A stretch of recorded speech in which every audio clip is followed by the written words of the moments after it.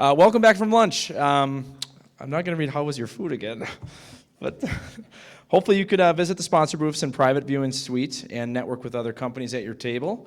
We're going to get right back into the second half of the day with speakers. I am extremely excited to introduce Chris Zarnick. Chris Zarnick is a leading career coach who has helped thousands of job seekers find jobs that aligned with their skills and passions. Known for redefining talent acquisition, Chris authored the book Winning the War on Talent, Winning the War for Talent, and he's got some books outside at his table as well, which is used by over 3,500 organizations nationwide. He travels over 150 days a year teaching companies how to recruit, retain, and develop top talent. Chris is also a subject matter expert and speaker for Vistage, the world's largest CEO coaching network. His passion lies in helping both companies and job seekers succeed. Please welcome to the stage, Chris Zarnick.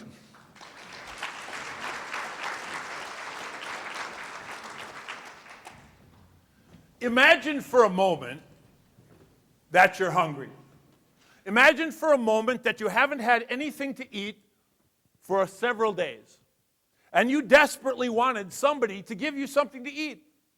And so one day you walk up to someone and that wonderful person gives you a turkey sandwich and says, if you come to my house every day and do work for you, every day I'm going to give you a turkey sandwich. And you would have been incredibly grateful to that person on that day.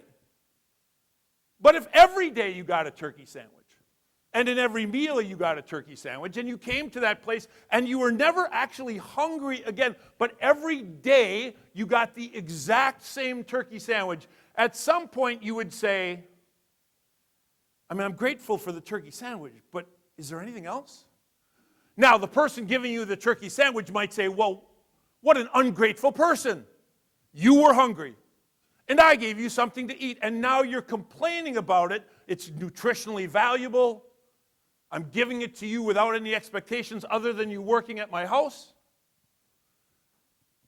The person, the employee that you're employing, that you're giving the same amount of money as other people can give them, the same amount of insurance that other people can give them, says to you, I'm grateful for this job, but I'm doing the same thing every day. You have two choices how to respond. Number one is, you ungrateful employee. I'm paying you. I'm giving you health insurance.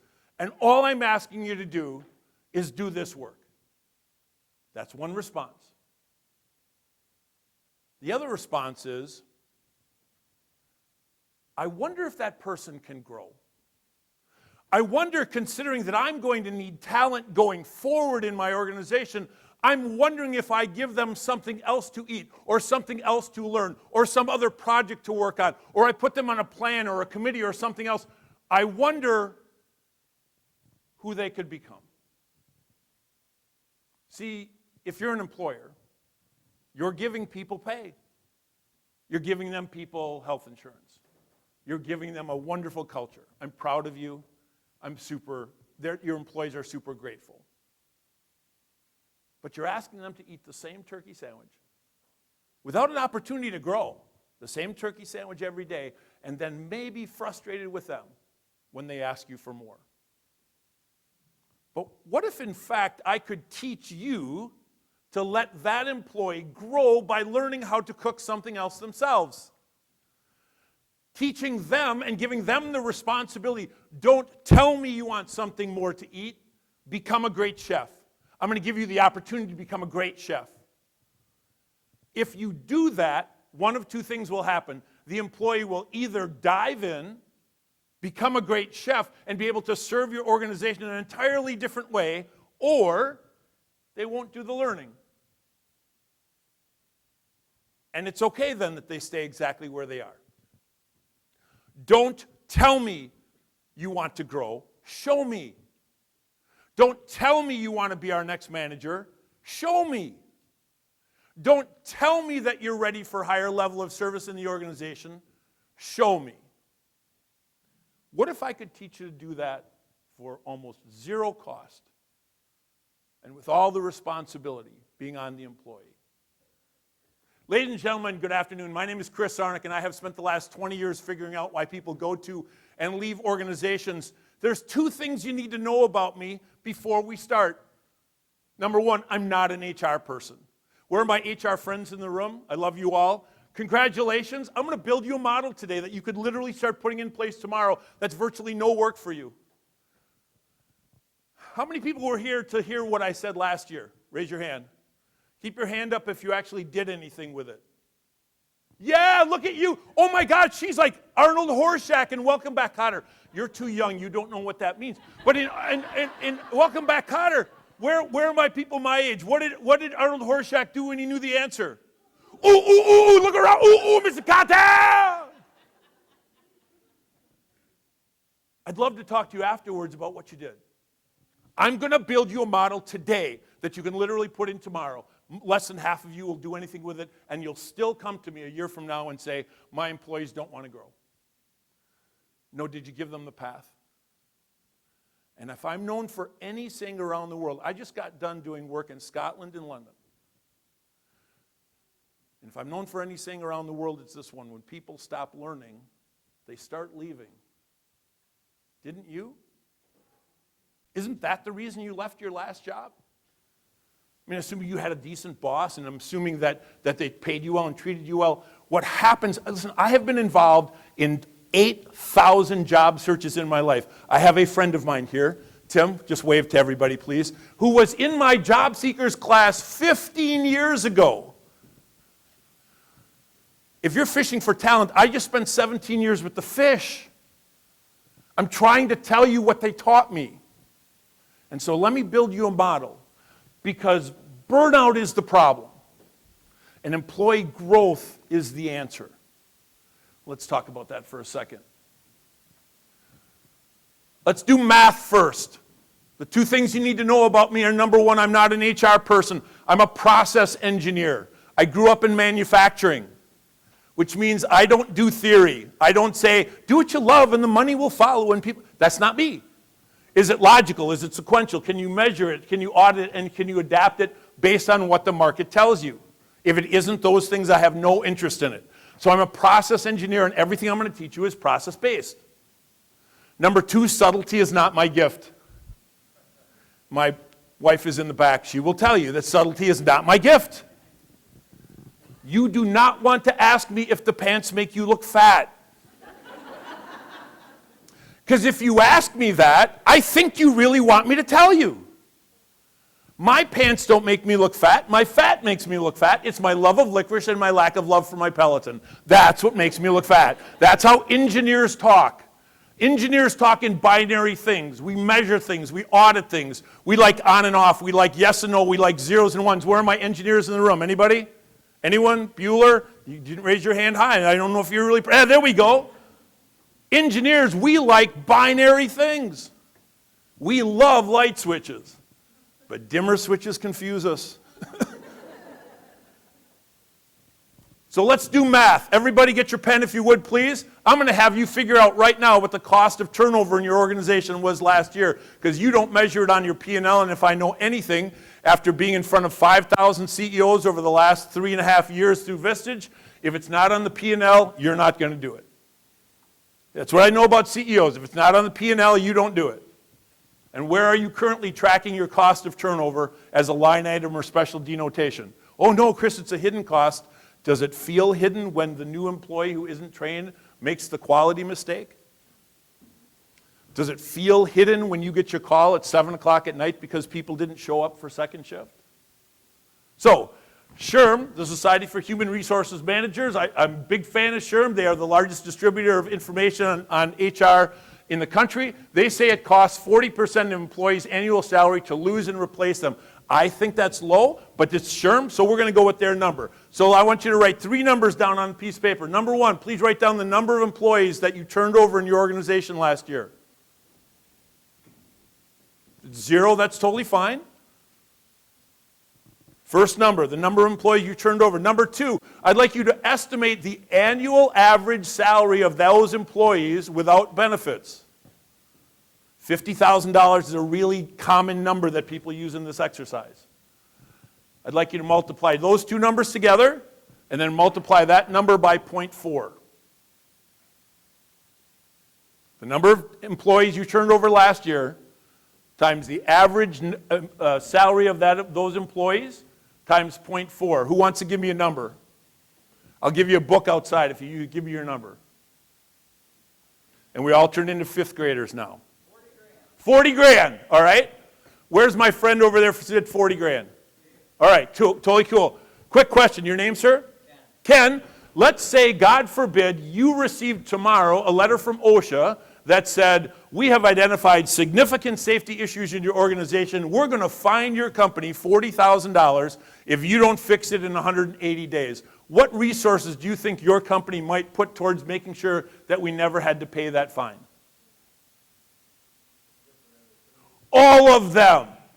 Right? All of them. For some of you, you're looking down at your piece of paper and it says $200,000, and you're like, if I got a $200,000 fine from OSHA, we would fly subject matter experts in from the east and west coast. We would have KPIs on the wall, subject matter experts. We would build small teams. A day would not begin or end until we could fix that problem. How am I doing so far?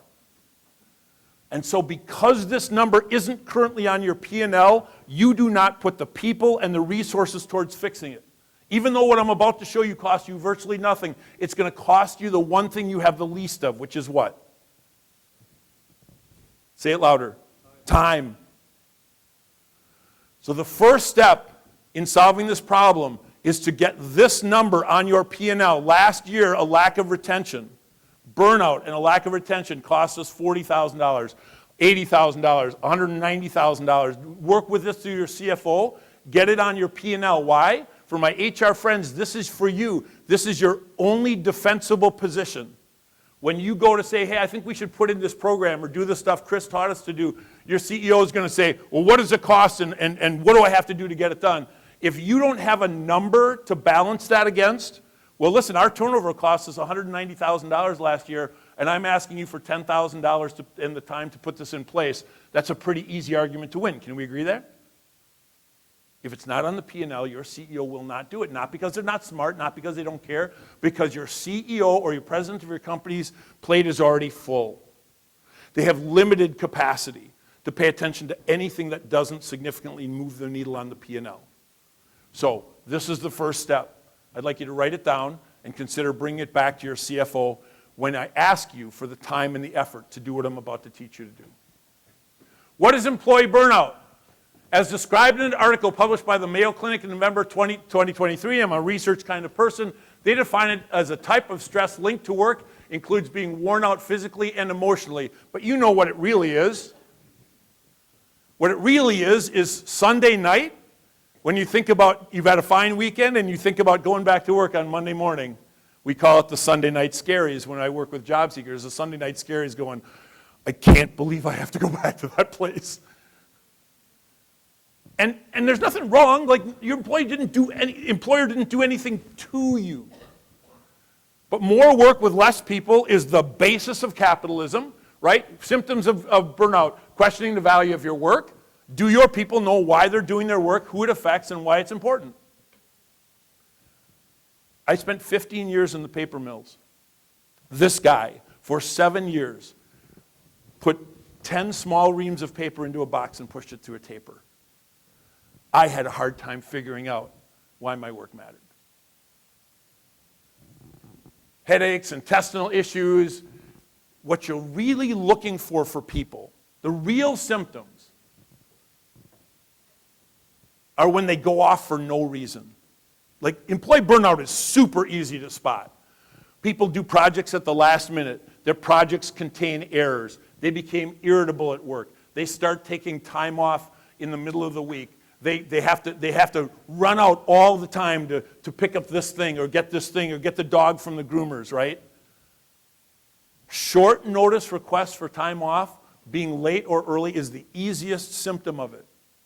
And some of you, by your smiles, have actually lived through this. I hope you have found a great employer that brought you here today that solved that problem for you.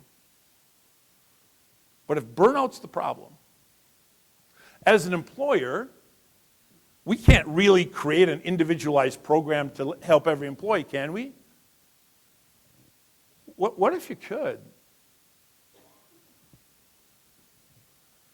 These noticeable signs, I would love for you to look at, I'm going to read these signs for you, and I'd like each of you to write down the name of one employee that you know that is showing one of these signs. You don't have to share it with me, you don't have to share it with anybody else. But if you don't write anybody down, that means everybody in your organization is completely fulfilled on a good development path and know exactly why their work matters and where they're going next. That would be rare. Frequently late into or early out of their area of responsibility. Assignments completed at the last minute that contain careless errors or lack of required thought, research, or detail. Going quiet for extended periods of time. Short notice requests for time off. Frequent need to deal with urgent issues of a personal nature. And overblown conflicts with coworkers over issues of control. Do you know why that last one exists? It's because people are trying to figure out, do you care that I'm still here? Does the work I do matter? And would you care whether I was here or not? So let's fix it, shall we?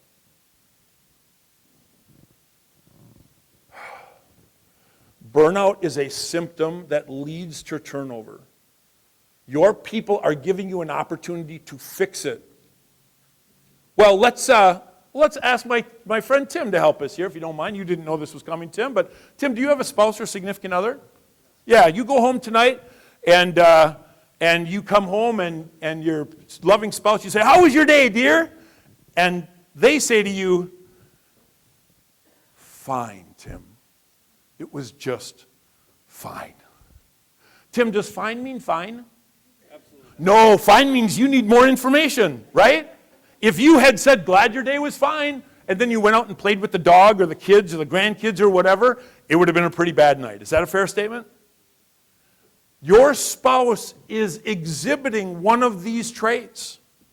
It's a symptom, not necessarily of burnout, but of dissatisfaction, frustration. And what they're doing is they're withholding information to see if you will dig in. Did you notice the change in my behavior? And by the way, look at yourself at home. When you're unhappy with somebody significant to you, tell me you don't do this. You change your behavior in a noticeable way. You withhold information. You wait for them to notice that you withheld information, and if they don't dig in to find out what's going on, you don't necessarily want them to fix it. I've learned that, all right, over a period of time. Guys learn that over a period of time. It doesn't come naturally, guys, right? We think we want you to fix it. Did you notice a change in behavior? Did you listen? And do you really want to know what's going on? How could this be different? If that's human nature in relationships, and employee to employee is just a relationship, I'm telling you, my people, my job seekers are trying to tell you something's wrong with their behavior. You'd love it if they just walked in and said, "I'm unhappy because I'm not growing, and if you don't fix it, I'm leaving in 90 days. Now, you, as her boss, theoretically, that wouldn't be good, but at least you'd know, right? And now you can choose whether to fix it or not. But that's not how people do this. So I want you to start looking for these symptoms in your people, because if you do it in your own household with your spouse or significant other, it's reasonable to think that people are doing it for you as well. And they're giving you a chance to fix it. Last time you left an employer that you were unhappy with, you gave them all kinds of signals, didn't you? Because you didn't want to leave. See, here's what you don't know about my job seekers. They don't want to leave. They want you to understand the problem, notice it, and fix it. Give me a plan to fix it. Leaving a job is an incredibly dramatic and traumatic event. So, here's how we're going to fix it. Number one, let people learn about themselves. There is a site. Listen, I have taught Myers-Briggs for about, 19 years. And I can ask anybody in this room 4 questions. If you answer honestly, I can tell you best jobs, worst job, who you should date, who you should never date, mistakes you've made with money, who you are as a parent. Myers-Briggs is an 85-year research project that has 500 million points of data. 500 million people have taken it. I can give it to you for free to use with as the most fun lunch and learn you'll ever do in your life with your employees. Because, say it with me, everybody's favorite thing to learn and talk about is themselves. This does not start with, will you become an expert on yield for us? No, they don't care about yield yet. What they care about is, Do you understand me? Do I understand myself? And do you want to give me a tool to help me do that? I'm going to give you that for free today. Number 2, create team projects with people from other areas or departments. Create connection and inclusion. You cannot, as a boss, fix retention issues on your own. You cannot. But when people are feeling burned out, they're mostly in their silo. They have very little interaction with other departments. There's very little learning going on. And so one of the easiest things I'm going to teach you to do is create projects that are multi-departmental projects, because the people in that project with them can help you figure out if they're really upset, what's wrong, right? We won't tell the boss. We won't tell the boss what's wrong, but we'll absolutely tell somebody who's a peer in a different department what's wrong. And then we can fix it. Remember, when you lost your locker combination in junior high, you didn't run to the principal's office. No, you didn't. You went to your friend and you said, hey, I lost my locker combination. What should I do? And your friend said, well, let's not go to the principal. That's really scary. And your friend helped you find the janitor. Do you remember the kindly janitor who had like 100 keys on that ring on their belt, right? And the janitor came and they opened the locker for you. And then the janitor said, go talk to Mrs. Smith. She's really nice. She's not as intimidating as the principal. Go talk to Mrs. Smith. And then Mrs. Smith gave you your locker combination. I'm just telling you, this is all around you in your life. I'm not a theory guy. Just pay attention to how you interact with people, your children and your spouse, and the people you care about interact with you. And lastly, what if we could get people to learn and grow on topics that could literally change our organization for the better by asking them to become subject matter experts on topics that we desperately need to get better at it? We have a chance for the first time ever in the tools I'm about to give you. They're virtually free. The first time, we could not have done this 7 years ago. For the first time ever, the combined knowledge of the history of the world is available in courses online that are like $29. And instead of hiring a consultant, what if you just had your own people became internal consultants by using the best knowledge and the best information of subject matter experts from around the world? Let me show you how to do it. Number 1, curing employee burnout once it has been recognized. Remember, everybody's favorite topic to learn about themselves, you're going to want to write down these 2 websites. They're free. I have used them. I don't know, it's the first thing we did in the job seekers class. The very first thing I did with Tim and every one of those 8,000 job seekers was to say, do you know why you're unhappy in your job? Because you don't know your personality type and you don't know where you actually belong. You sent out 30 resumes, you got 4 responses, you got 3 first interviews, you got 2 second interviews, 1 job offer. You're not in the job you want, you're in the job you could get. That's why you're unhappy. How about figuring out who you are and where you actually belong in the world of work with the world's most popular and most vetted tool?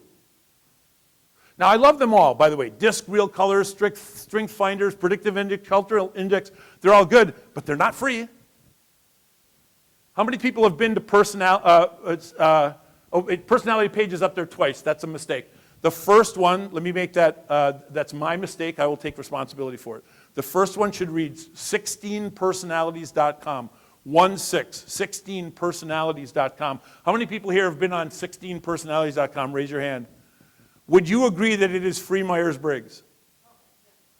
It's ridiculous that this is free. The fact that we don't have a class in high school that has every student go to 16personalitytypes.com to help them figure out where they should work, where they should never work, who they are, what their values are, what's important to them, it makes me crazy. So see if I'm right. Tonight, go take this test. It's 7 minutes. It's free. They don't ask for your email address. They don't ask for like literally nothing. They make all of their money by trying to sell you the reports at the end. But you don't need those reports because the second website I'm giving you is personalitypage.com. They make their money on the test, but they give away all the research on the back end for free. You see? I'm trying to give you both ends of it. If everybody's favorite thing to learn about is themselves, I promise you this is the most fun lunch and learn you'll ever do. Has anybody here done this, done these 2 things with their group? I'm here to tell you, buy your people some subs, Not the same turkey sub I was talking about earlier, but buy them like something cool for lunch and do this as a 1 hour lunch and learn staff meeting. Oh my gosh. Not only will it be fun, but what if as a manager you had an individualized roadmap for every one of your employees about how to treat them, how to communicate with them, what their values were, best jobs, worst jobs, places they'll get stuck, things that make them happy. What if you as a manager had an individualized roadmap, and so you have them take this test and then you give them the answer, and you as a manager knows, and you do a little research and say, boy, as an ISFJ, they don't really want the spotlight, but they really want to help people. They'll never ask for help. Now I know how to treat them as well as a manager. I'm telling you, it makes me crazy that this is not common knowledge. Go give it to your spouse or significant other. If you want that, you vet it for you first, because I'm giving you a free tool and asking you to believe me. That's okay. Vet it for yourself tonight, and then give it to your spouse or significant other. If you want to know why you and your spouse have the same argument every 6 weeks that always repeats itself and never gets resolved, should we pay for the kids' college? I don't think so. I think it's our responsibility. If you want to know where that comes from, the answer is in here. Now, if you do that with your spouse and you have that conversation, give yourself like 2 hours. Because every argument you've ever had in the last 5 years is going to come up for discussion. But you'll understand why. If you have an employee that is significantly underperforming and you don't understand why, like if there are clear indications, that's one thing. But if you don't understand why, the very first thing you should do is have them take this test and then schedule a lunch with them to ask them to tell you about themselves. What would that indicate? As a manager, what would that indicate to your employee? What's the very first thing it would indicate? Who said it? Say it louder. I care! Isn't that all you want? Sorry, I get all excited. I'll take it down a notch. Like I feel like I have the answer. I'm so desperately looking to give it to everybody I know. But again, less than half of you will actually do any of this.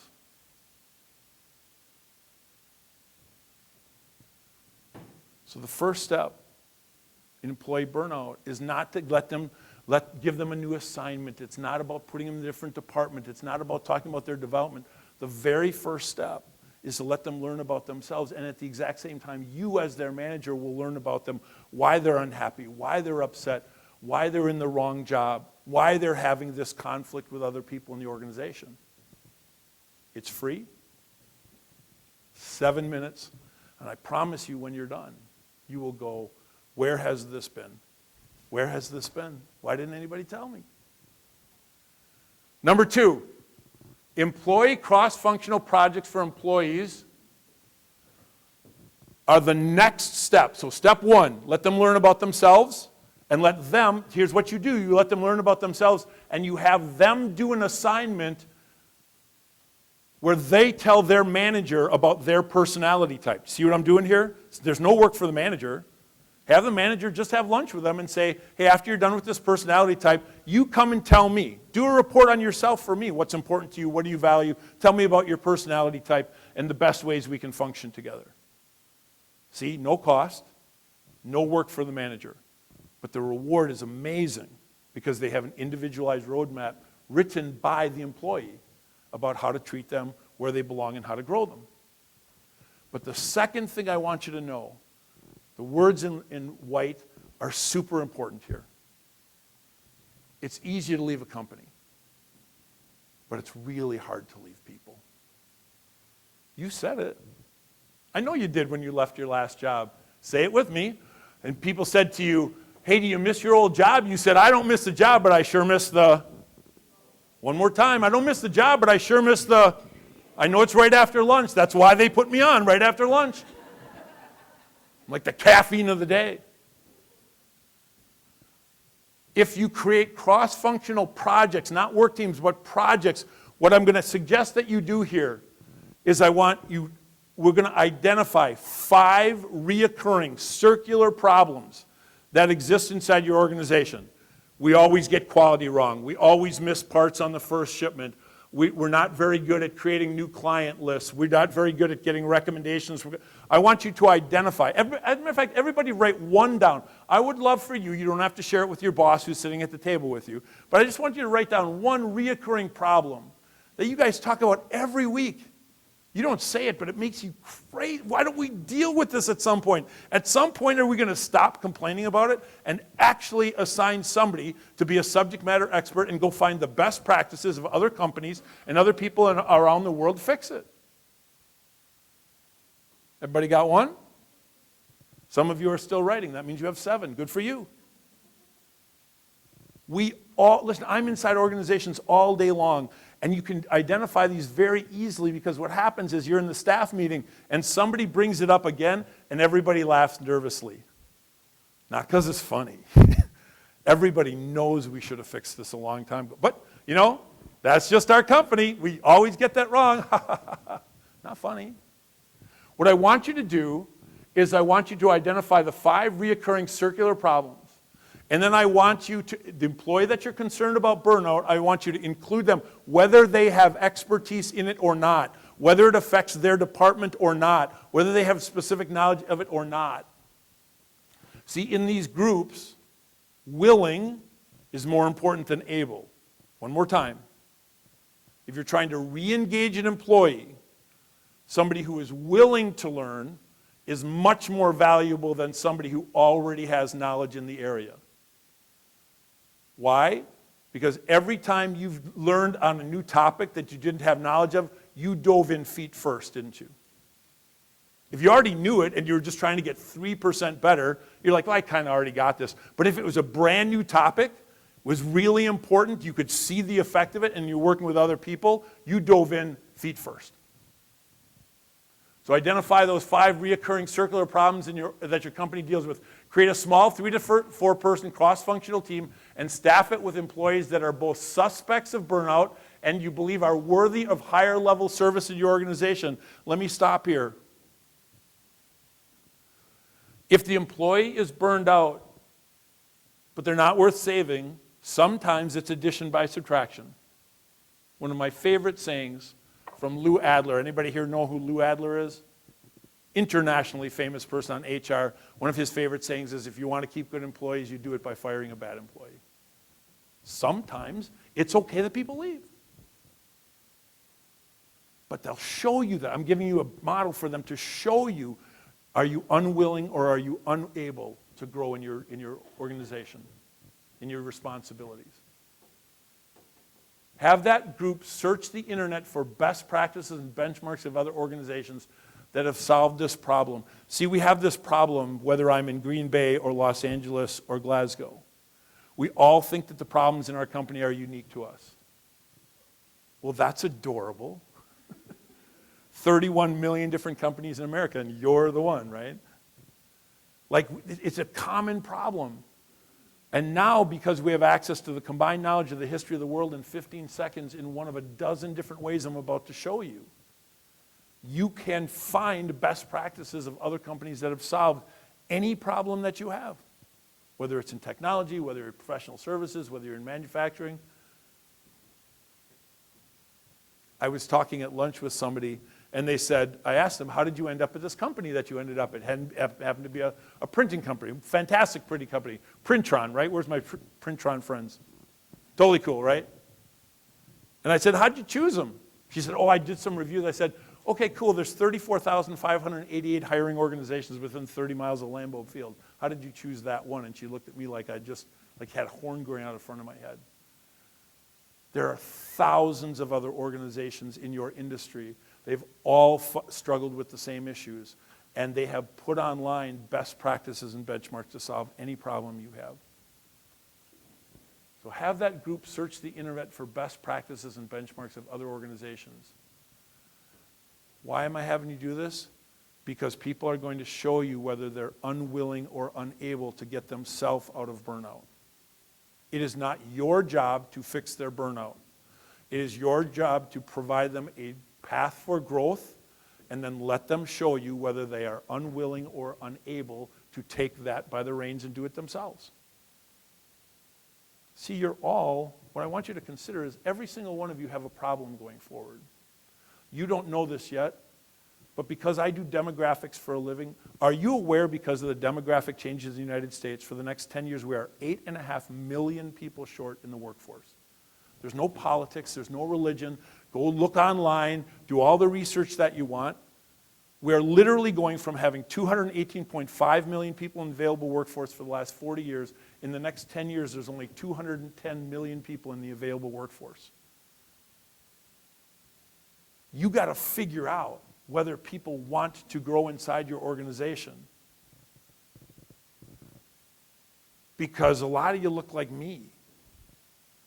My generation is leaving the workforce at a rate of 12,500 people a day, and there's only 11,000 young people, 23 to 26 years old, 19 to 26 years old, coming into the workforce.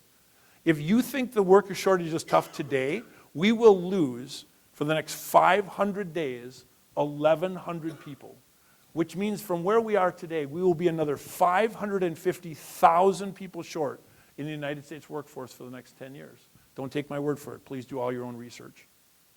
So not only do you have to hire better, but the people that come into your organization want to grow. You want to grow. You want to grow. You want to grow. But because most of us don't have a good development program in our organization, we get upset with people when they say, I want to grow, and you say, hey, we pay you.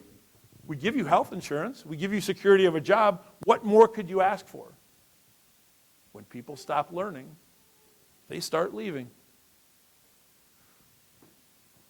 Their activity in this group project will help you create a parking lot for talent. What I mean is, you are going to need, because my generation is leaving so fast, you need people to grow, but you don't likely have a system inside your organization to create your next manager, to create your next supervisor, to create your next vice president. It gets worse. When you interview and hire people, you ask them in the interview, do you want to grow? And if they say, no, I don't want to grow, you don't hire them. We only hire people who want to develop and grow, and then we bring them in, and we don't have a systematic way to develop and grow them, and you're asking me why the average millennial has changed companies, not jobs, but companies, every 3.4 years. We hire people in who want to grow, and then we don't have a way to grow them, and we're somehow shocked that they leave us every 3.4 years. We are planting the poison seed. And then we're wondering why we harvest poison fruit. So the first thing I want you to do is test this burnt-out employee's ability to change on their own. And these projects, you've been involved in cross-functional projects in your life. They're fascinating, but more importantly, the input of their peers will not only help you identify why they're burned out, whether they're willing to grow, and whether they're interested in higher level service in your organization. But then there's the last step. Remember that idea, when people stop learning, they start leaving. I just want you to look at your own career. You have left perfectly good jobs because you stopped learning. Because your boss and their boss was only 2 or 3 years older than you were, and you didn't see any place to grow.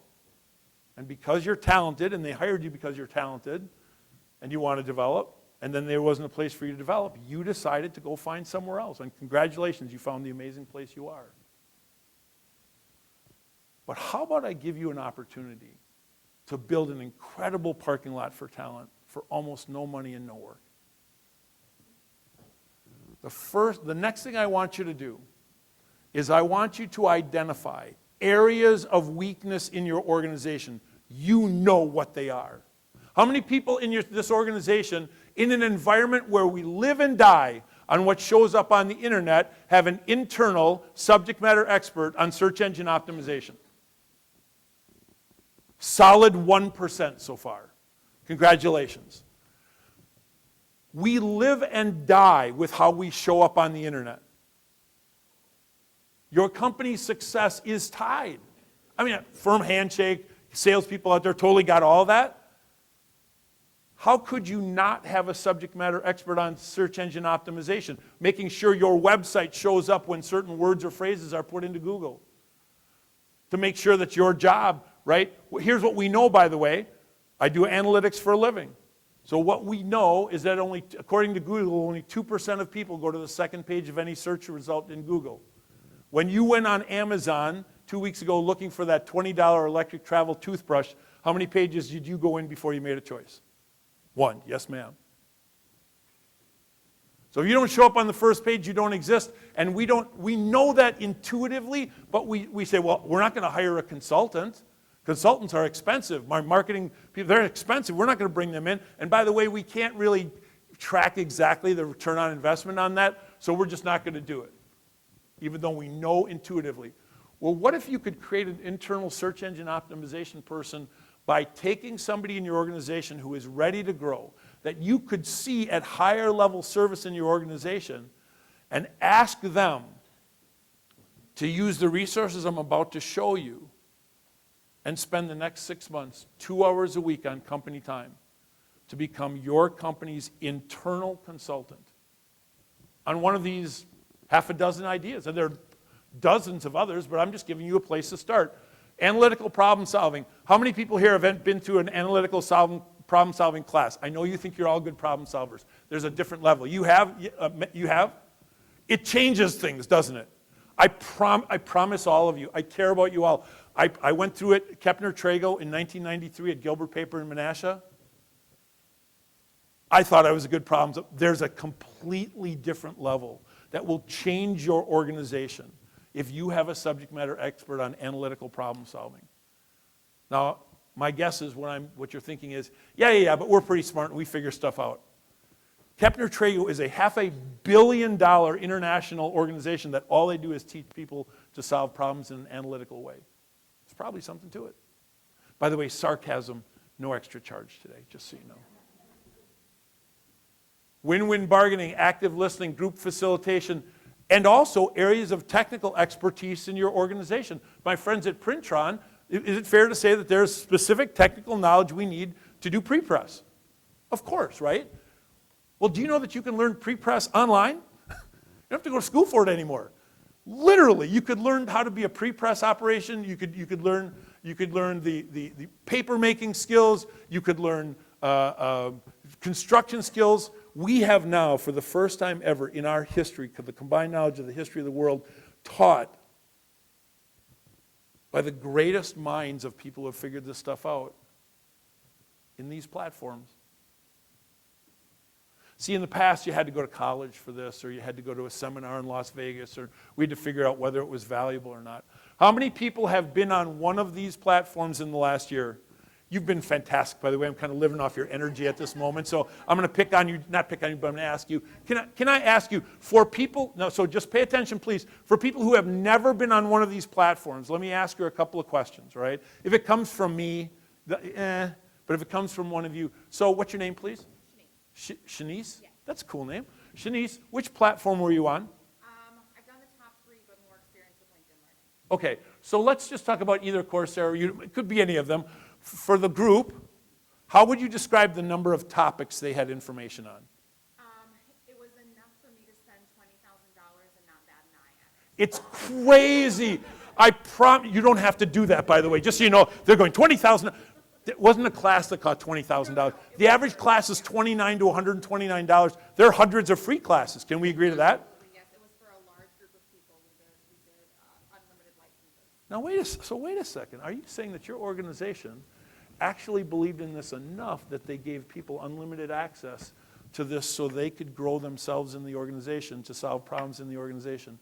You guys may want to talk to Shanice. Listen, I'm going to leave you, and I'm just some loudmouth guy. I'm from Appleton, by the way. I just want to let you know, speaking at Lambeau when you're from Appleton and travel the world is really incredible for my friends at 5G. Thank you. Really unbelievable. Meet Leroy Butler. I'm just like you are, by the way. I get to meet Leroy Butler. How would you describe the level of expertise of the instructors? It's fantastic. And the topics that range from, you could do something simple like Excel, but then there was HR CERT classes, there was PMP certification courses. It's fantastic. International subject matter experts like me, we used to write books. That's how we got our information out. And then those books became audible books. That was the next transition. The next transition that we've just gone through in the last 3 years is to create college-level curriculum courses online that people can take for free or $29 to $129. I'm creating one of those classes right now for Winning the War for Talent. So for your organization, you could take somebody and give them one of these topics and say, I'm going to give you 2 hours a week on company time for 6 months and access to these 5 learning platforms, not $20,000, but the whole organization spent that, but the average person is going to spend maybe $200, $250 on it maybe. And then after 2 hours a week on company time for 6 months, the way they prove that they became a subject matter expert is they have to teach that topic to their boss, right? Because like, if I ask you to become an expert on analytical problem solving, how can I tell if you actually became a subject matter expert on analytical problem solving unless I ask you to teach it to me? That's Stephen Covey, by the way. That's not Chris Arnick, that's Stephen Covey. 7 Habits of Highly Effective People. If you want to learn any topic at its deepest level, prepare to teach it to someone else. So now you're thinking that that person wants to grow, they want to develop, you hope you're developing them for higher level service in the organization. You ask them to become a subject matter expert on a topic that's important to the organization through one of these courses, and then they spend 6 hours, 1 hour a week for 6 weeks, and you as their manager, preparing them to become your next supervisor or manager, they have to teach you to be a subject matter expert. Think of what was about to happen in your organization. Think about what will happen when you're trying to vet whether that person should be your next vice president. You're going to spend 6 hours with them. They're going to teach you to be a subject matter expert. You're going to know exactly how they speak, what they value, how they communicate. You can download all of your knowledge about the company and the industry to them. And so when it comes time to promote, and here's the goal, as the development plan I teach to my clients, you can't get promoted past your level until you become a subject matter expert on one of these topics and teach it to me and the rest of the people in the organization. So you don't tell me you want to grow. Show me. And as I get ready to leave you, let me ask you a simple question. What would your company be like if you could get rid of the 7 biggest problems that are reoccurring every single week? If you're like me, when I was an operations manager, you have a little list on the right side of your desk. It's a legal pad. It's right here. And on it is written all the stuff you're going to get to someday. The training, the development, reevaluating your health insurance. What if you could get to those? And in the process, develop the next level of leadership. See, we talk about burnout like we don't know what it is or how to take care of it. The fact is, burnout is the problem, but growth is the cure. And not only do we grow people in their own understanding of themselves, but we grow them into leaders. And as I leave you, let me ask you a question. How much does this program cost? A couple $100 per employee? How much work is in it for HR? None. We identify the person, we identify the topic, and we let them run. And then that person will show you with their actions if they're actually willing and able to become a higher level service person in your organization. Don't tell me you want to grow, show me. My people don't want to leave you. It was dramatic and traumatic when you left your last employee. You didn't want to leave, but when they stopped listening, you started leaving. So tonight, do 2 things. I'll never know if you did it. Number 1, go take 16personalities.com, share it with everyone you know. If you have teenage children, please share it with them. What if you knew where you belonged in the world of work when you were 16 or 17 years old, instead of bouncing around like a pinball? And then lastly, go take a class. Take a free class. Like if you want to get rid of the slice in your swing, there's a free class. You want to learn how to play poker before you go to Las Vegas, there's a free class on here. You want to make an omelet better? Go see if I'm right. And once you realize that the knowledge that your organization needs to improve and for your employees to become fully engaged, develop, and become ready for higher levels of service are right in front of you every single day. Listen, I'm 5,000 CEOs in. CEOs, this doesn't have to be hard, it doesn't have to be expensive. I hope you take a couple of these ideas and go run with it. If you want to know more about my work and how I help organizations implement this kind of thing and all the other stuff, recruiting and training that you learned last year, please let me know. My people want to stay. How about we give them a reason to stay and a path to show you what they deserve? Ladies and gentlemen, thank you for the opportunity.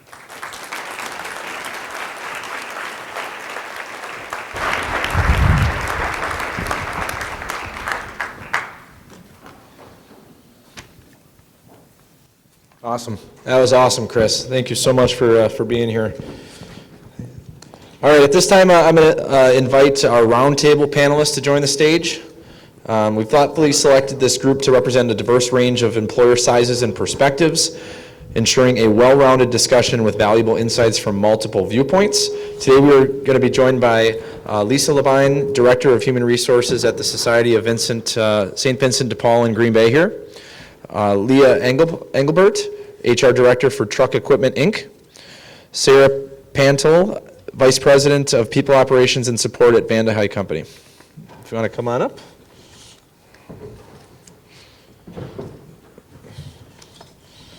All right. Grab this thing. Yep. I didn't hear my name, but they asked me to be on it. Yeah. Yep. And Chris. Here, I'll sit on the end over here, Chris. Yeah, sure. That works. All right. So, is this thing on down here? Did you guys turn this mic on? First question. What incentives have you tried or are trying, or you consider trying to get qualified candidates to apply? Has anything been notably successful? I'm going to pass it this way first for you, Chris. Hi, I'm Leah. I work for Truck Equipment. I'm the HR director. It's a really tough order following up Chris's speech, but he did make us do math, which I did not like. That's why I'm in HR. And I was sitting next to my CFO, and I looked at his paper. I'm like, "Can I copy your work?" And he's just like. I think the days of waiting for the right applicant to find us are gone, and I'm saying that to people who know that just as well as I do. So I think one of the biggest things that we've worked on is creating our job postings to be ads. Not just job descriptions, not just you're going to do this if you join this company, but this is who we are. If you do these things, if you have these credentials, you might fit in really well with us. So we've really tried to appeal to people more on an advertisement space than, hey, maybe you could be the person that fills this role for us. We try to tailor it to look more like this is who we're looking for. Hopefully, you can align with some of these things, and it's more of an advertisement to the job seeker. I would say, especially in our organization, we have a trades gap in talent. So partnering with YA, that's the Youth Apprenticeship Program, and then also NWTC, all the tech schools in this area. If you're not trying to grow that next generation of talent, then we're not really giving a voice to our industry. So that's been a big help for us too. Hi, I'm Sarah Pantel. I'm the VP of People Operations and Support at the Van de High Company in Appleton. Appreciate everything. I actually enjoy following Chris because my first soapbox on this is Chris's work. So he made that part easy, so I don't have to get up on that soapbox because he just did that for me. So thank you, Chris, for that. I appreciate it. So I decided to take this in a little bit different direction. All of the things that she just mentioned, definitely on our radar as well. One thing I will add to that is that the Van de High Company, we have 21 fundamentals that we live by as a culture. So my specialization in my career has been culture-based organizational development and building a whole organization, human systems around a culture. And so I'm very fortunate to have come into an organization that has a very strong culture. We know who we are. And we build our advertising, we build our benefits programs, all of those things around it. So I wanted to dig in and get a little more specific for the group on benefit-specific incentives that I've worked on in past organizations, and it'll be something I've yet to be in my position for a year. Unlike all the people that Chris knows, I was pulled out of my, involuntarily pulled out of my organization last year due to a downsizing in a corporate environment. So I was very fortunate to have a very good network of people and find a new home with the Vandy High Company through my own personal network. But in previous organizations, we worked on some incentive-based things with our benefits program that I think is beneficial. So one of the things that we offered that was very popular with our employee base at my previous organization was a zero premium health plan, where the employees did not pay a premium for their insurance benefits, and so it was a HDHP structure, and it's something that I've started to talk to the 5G team about. I was in the transportation industry prior to this. I'm now in the construction industry. And so, especially in trades, I feel like this is a very popular thing.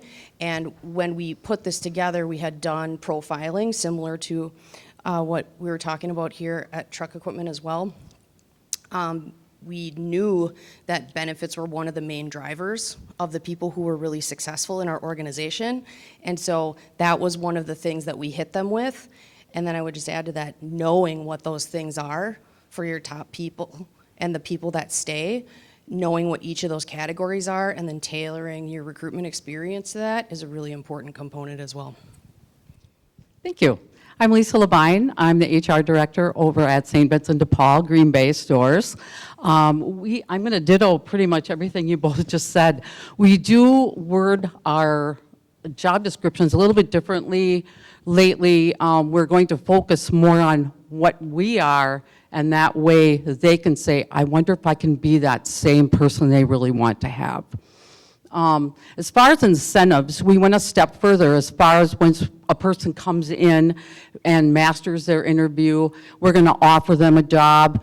We actually have them come in and do a shadow program.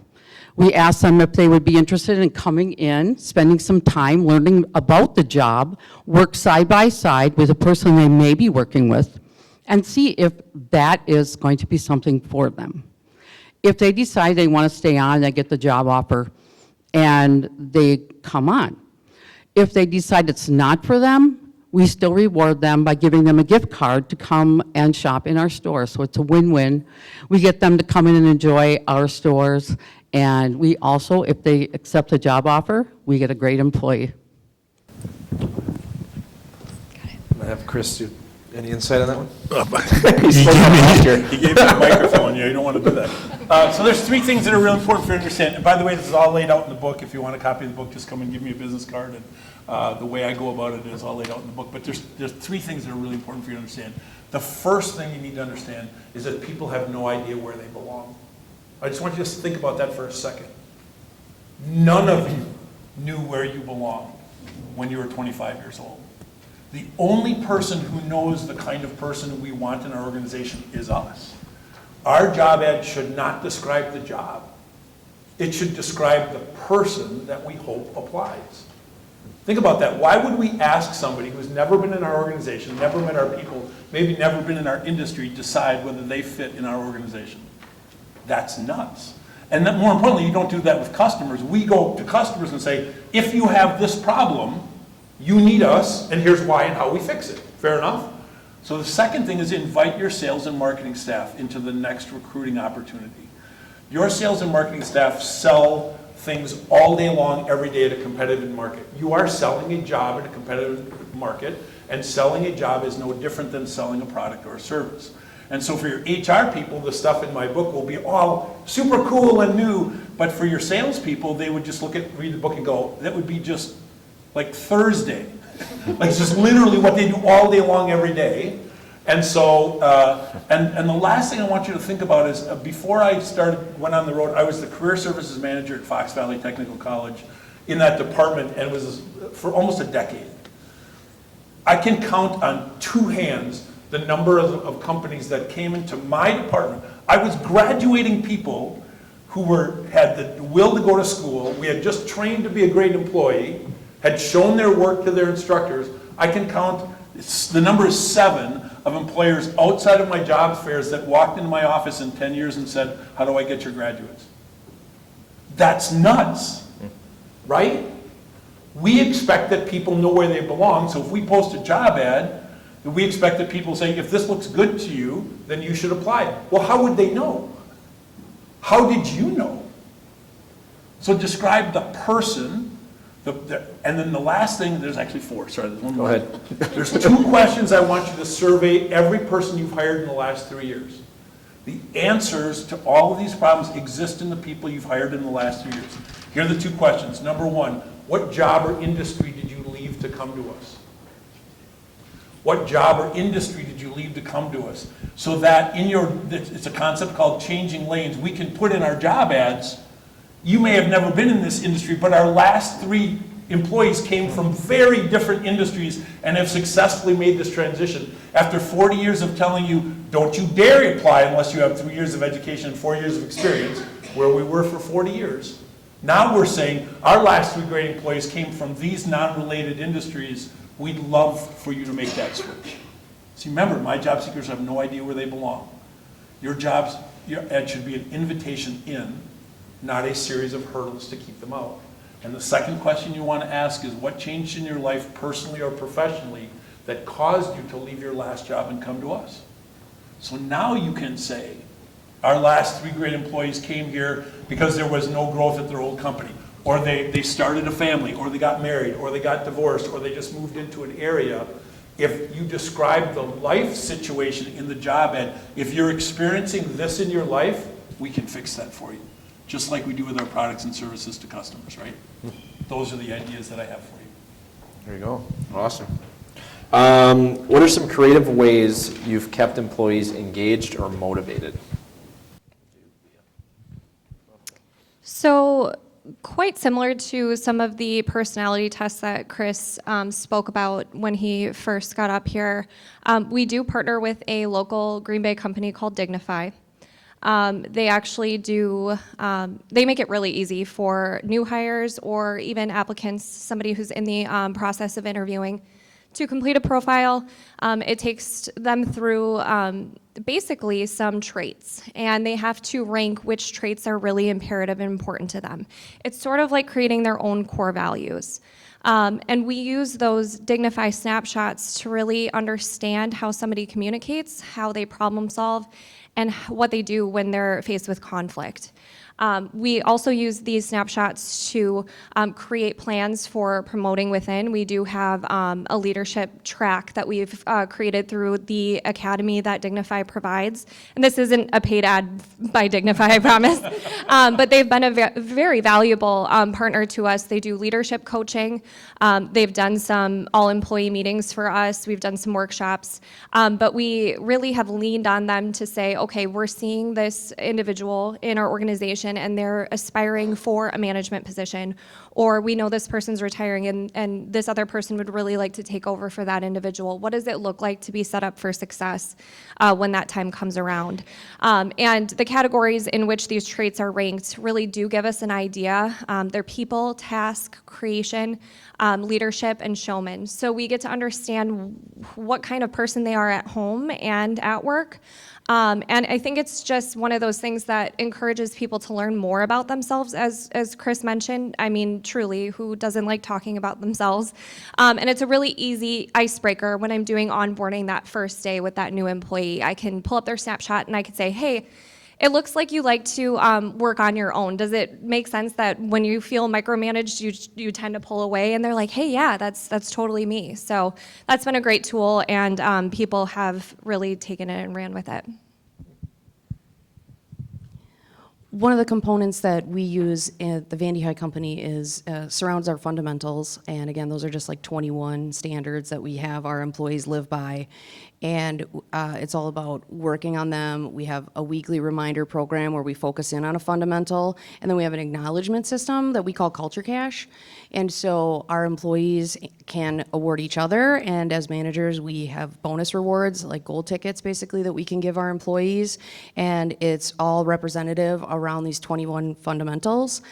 These 21 fundamentals, I'm fortunate, we're a Vistage organization, so we had the great privilege of working on developing these through Vistage USA, but we do our hiring programs and everything are centered around these, as well as our disciplinary and coaching. So when it's a part of all of the conversations and then we have a reward system around it, it just creates a common language for the employees to understand what success looks like and what we're striving for. And it's the same offerings that we give our service level agreement to our customers is the same service level agreement that we give to our employees, and it all centers around these 21 fundamentals of our culture, and then this incentive program, Culture Cash. It all culminates in this huge party that we have in October, where we have tons of prizes, like thousands of dollars worth of prizes that they can cash in all of their Culture Cash tickets on. And so it's a great event. It happens in the fall at the end of our season because we're in the landscaping industry. And so it's a great way to incentivize the employees and then keep things going on throughout the year. We also have drip incentives because who doesn't like a carrot, all the time, right? How do you keep the horse moving? So we have a monthly drawing as well where we give away a gift card, we give away employee swag, and it's all about the individuals who are nominated throughout the month in the Culture Cash program are then recognized, and then we put those recognitions out on our social media sites as well. So if you go to our social media sites, you can see the recognitions for our monthly Culture Cash winners. And it's a really popular part of our marketing campaign because something you need to remember about creating that culture and creating that employer brand is that not all of your sales marketing is about sales. It's not always about you. So we spend time talking about our employees on our social media, and it's actually some of our highest rated posts on Facebook on a monthly basis. I want to hit on real quick is that, you're in the landscape industry, right? So if you're sitting here with, you're a contractor or you're a manufacturer and you're like, well, that won't apply to me. It can, right? You can do a lot of stuff with people that are, blue collar, white collar, doesn't matter. You guys are doing a lot of good things. Keeping employees engaged, sometimes I wonder, it's a head scratcher. So for us, a lot of cross-training offering if someone seems to be getting complacent in their job, moving to a different area, working with other people, engaging with them might give them an idea, hey, I like that job better, maybe I'm gonna apply for it if it comes open. Those opportunities can always arise. So if anyone knows anything about St. Vincent de Paul, we are a retail thrift organization. So keeping them engaged is reminding them why they're there to work. We are there for a mission to help people less fortunate than them. So if that doesn't engage them and make them feel better about themselves, about what they're doing every day, we applaud them for that, because at the end of the day, they're helping someone somewhere feel better about themselves because they were able to get a product that they put on the shelf and they can feel good that, hey, I got that guy a really nice jacket. I showed him where to get it. They didn't have a jacket when they came in when it was 10 degrees below zero. Chris, anything? I'll stand on kind of the stuff that I talked about earlier. Yeah. Don't forget about engaging the spouse or the significant other. Recognizing birthdays, births of people, those kind of things. Remember that if you engage the spouse or the significant other, when that day that the employee comes home and they say, I've had it, I'm going to leave, if there's a good relationship between the organization, positive relationship between them, you have a shock absorber inside the household then, where the spouse can just say, hang on a second. Don't you remember they did this for us? They recognized Timmy's birthday when they won the award at school. They put it on their website or whatever. Maybe just take a breath and think this through for 48 hours and don't make a rash decision. So you can engage the spouse or the significant other. There's a lot of ways to do it. And you'll have an advocate inside the household for your company. I want to, that's, so we're very busy, end of the year, fourth quarter. I would say probably 80-90% of our clients renew in like a 3-month window, right? And that strain on my staff is significant. And it's, who it also is significant on? Their spouse and their kids, right? And, one of the things that we've done is and we get spouses, we've done little spouses gifts, someone that it's not married, I give a little gift to Carson, right? Give a gift to the kids, right? I've just said, hey, I know that your spouse is going to be, busy coming up the next 2-3 months. Thank you so much for the support that you have, for them and for the organization. Just little things that we can do. It goes a long way. Just it gets me connected with them, it gets everyone connected, and just that extra thing is important. Another question, how do you support employee mental health or work-life balance? So it's kind of a couple topics we've had today. I have to start every time. Oh. I would say, and we talked about it earlier, but EAP is like the easiest thing that you can do. If you don't have one, it is a very, very easy thing to implement. So we do provide that. But I think one of the things that we forget when we give an employee a resource like our EAP, we say, hey, you can go speak to this counselor, you get 3 free sessions, and good luck. And oftentimes, nothing is resolved after 3 sessions, and they might get a referral to a local counselor or therapist, but how often do our employees follow up on that? So if the employee is comfortable, I usually try to schedule a meeting with them after they complete kind of the first steps in the EAP. And I say, where are we at? What information did you get? Do we want to continue some of this counseling? And I will help them understand who to see within our benefit plan that makes the most sense for them as well. So it's kind of tying in those two things. And I will also say, I work for a company that has just incredible empathetic leaders, and any person who has experienced a loss, my boss, my president, actually goes to the funeral personally. It's pretty incredible to see how moving that is for people. Time off and everything, that's imperative, that's part of it. But we have employees that say, I've never had anyone that I worked with ever do something like that. So I would implore you that if you're not with someone with a company who you can look at and say, the core values of this organization match the core values of me and my family, to really reevaluate that, because you do feel like you're a part of a bigger thing when that's going on.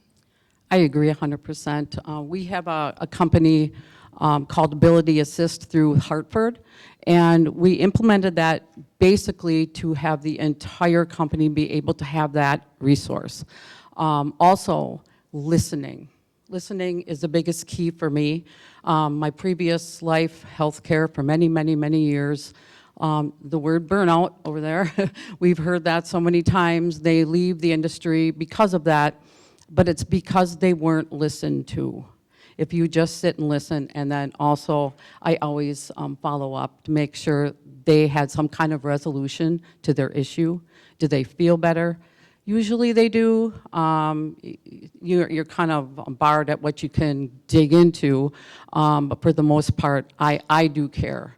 I want to make sure they're healthy, they're able to come to work, so they can help others. And that's the main key. The signs of prevention for turnover can be super simple. So one of the fundamentals that we live by at the Vandy High Company is pay attention to the details. And it's the little things as well as the big things that end up giving legendary service. So we actually have an early intervention program, and we are very fortunate, even in the construction industry, we have an incredible powerhouse team of supervisors who all come from very different life experiences. And so we, as an HR team, partner with our supervisors, and we're looking for early indications of a problem with an employee. So as an example, I worked with a supervisor last week and this week, and we actually had an intervention meeting with an employee yesterday. And in these intervention meetings, they start off because there's little things. So this individual, for example, they had a damage incident with a vehicle on a customer property last week. The week prior to that, they had a parking ticket. 2 weeks prior to that, they had a insubordination incident with a supervisor. And for most of us HR people in the room, that's triggering all of our HR senses, like we have to terminate this person. Well, we handle things differently at the Vandy High Company, so we have then what's called an intervention meeting, where we meet with the employee and we ask them how they are.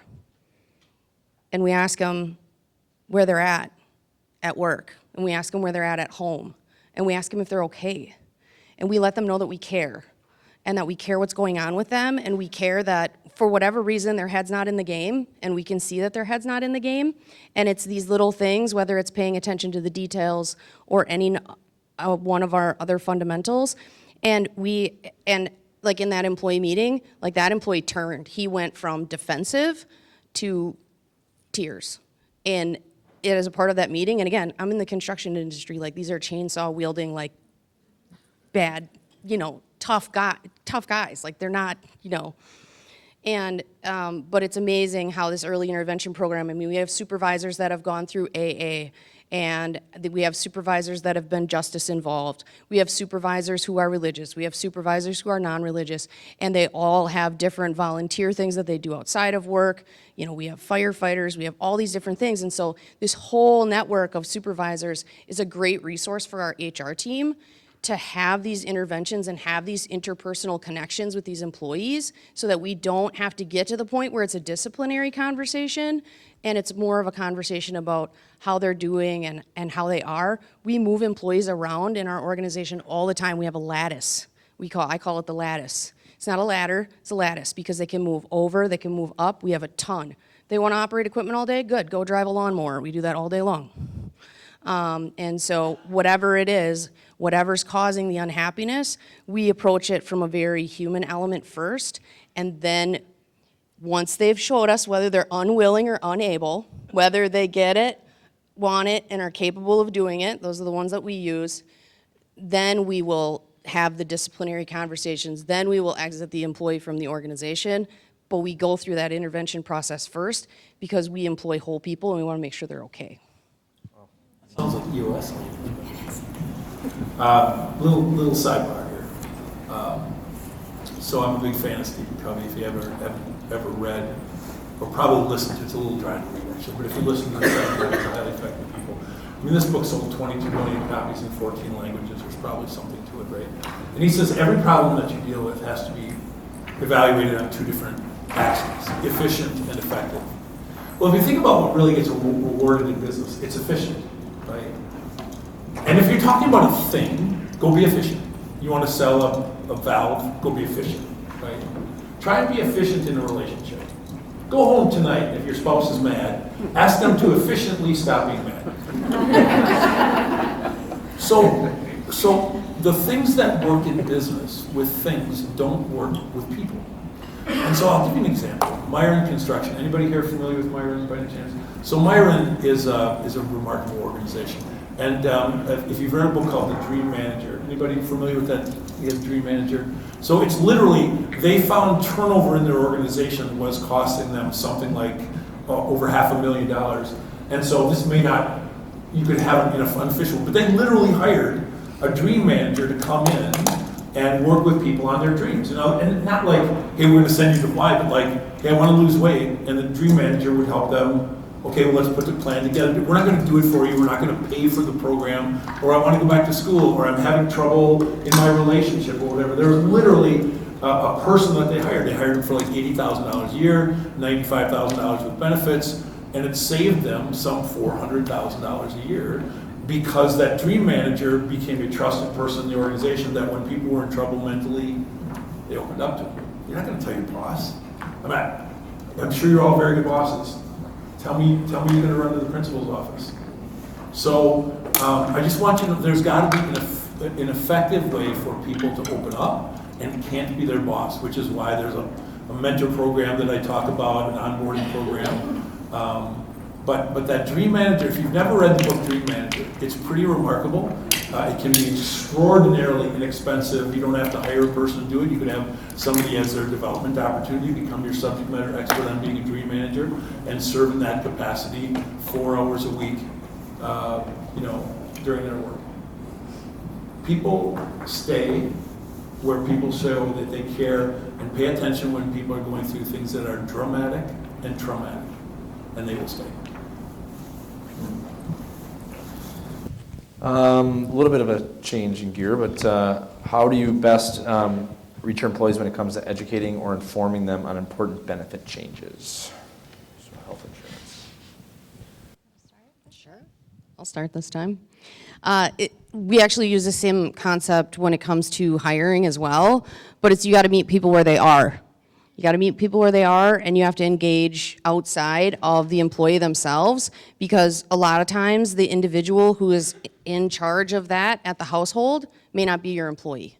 And so education goes beyond. So I know that at the Vandy High Company, though I haven't participated in one yet, we have family days where we bring the families in and we do education for the whole family instead of like fun activities for the kids, educational items for the spouses and the employees on things that are going on in our benefits world. And then we have email communication, text communication, paper communication, newsletters that go home. Like literally we paper the neighborhood, you know, trying to figure out like what's the best way. And then I like stickers, and there's a sticker on my cup that says this is a repeat after me song. So it's paper the neighborhood, repeat, repeat, repeat, repeat, repeat.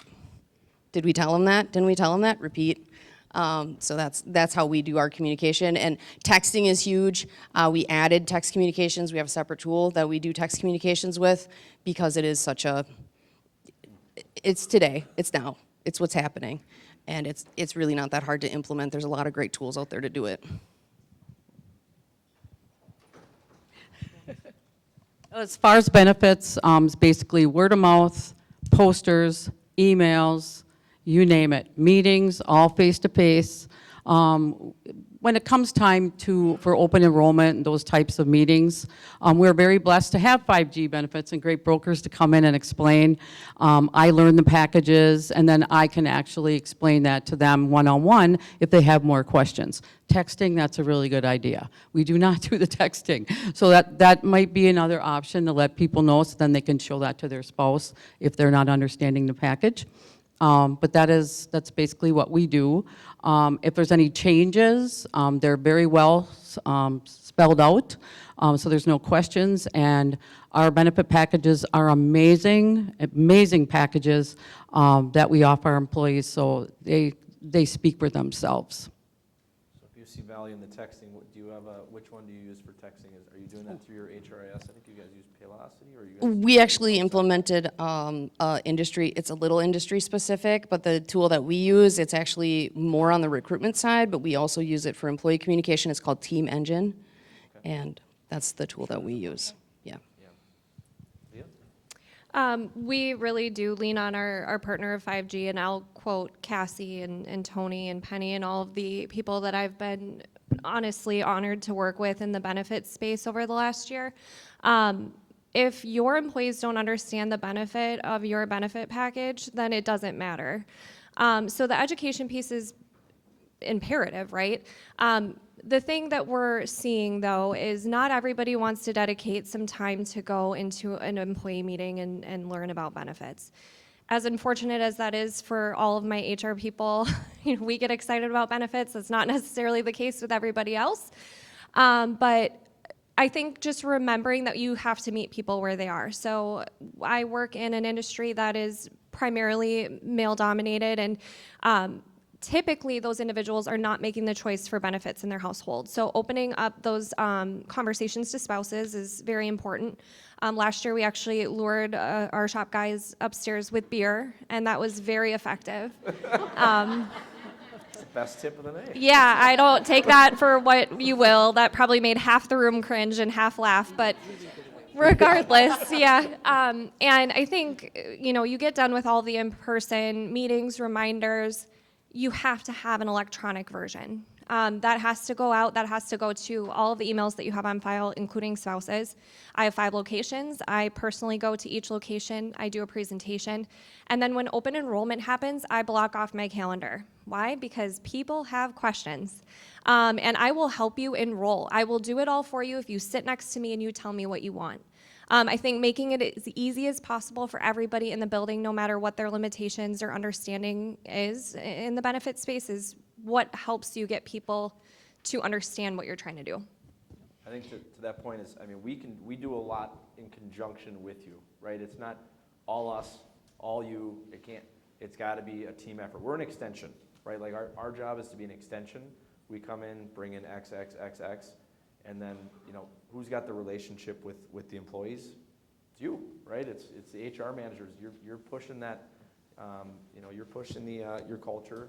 We're helping, right? But it cannot be just a one-sided at all. It's got to be a conjunction with everybody. Anything to add? No? Okay. One other quick thing I just wanted to mention is don't forget that like Leah said, we are immersed in this all day long. Make sure when you're creating your communications that you're engaging non-HR people to look over your communications and give you feedback on them, because what makes sense to us when we're immersed in it all day and what's easy for us to navigate is totally confusing and mind-boggling to the average employee. And so make sure that you have a good engagement group. It's probably a great thing to be on the top 20 list of the things Chris was talking about earlier. Get some SMEs, get some live test subjects, get some guinea pigs, and make sure you're testing everything out on them so that you know your message is resonating, because otherwise they just don't read our stuff, because it doesn't make any sense to them. Yep. Do one more here. What has been the biggest struggle in your current role, and how did you resolve it?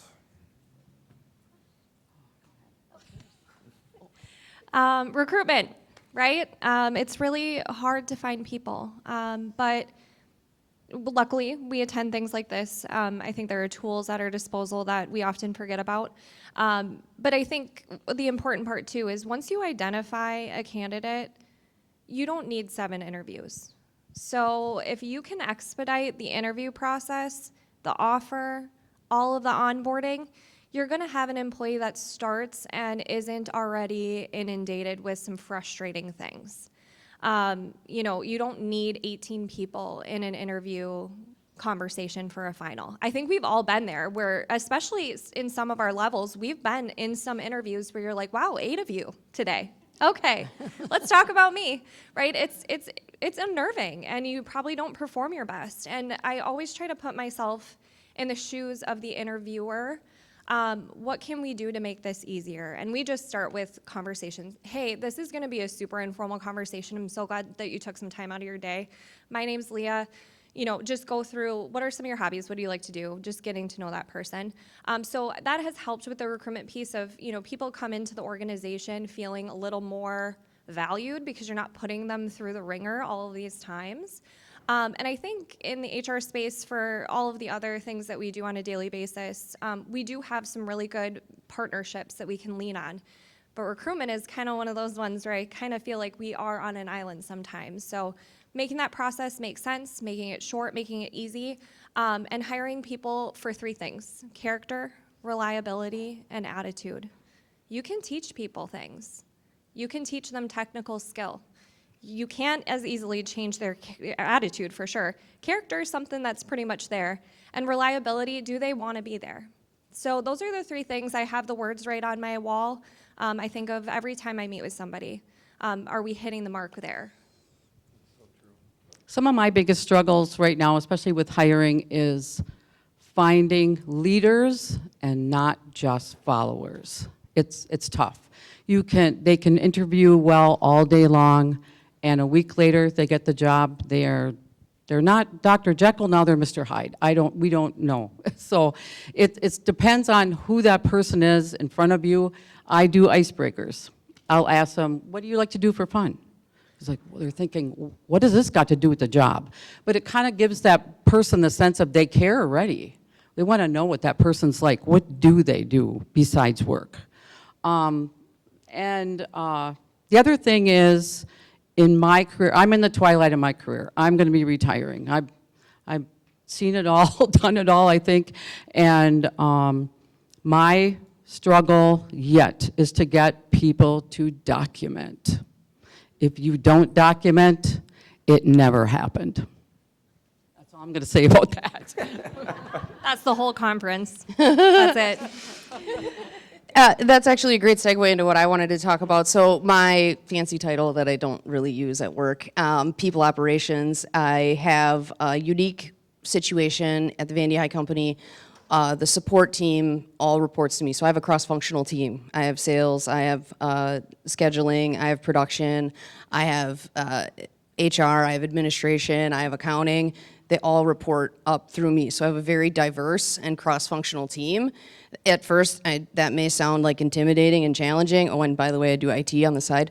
And so it may sound like intimidating and challenging, but what I've found is that it is the catalyst for collaboration.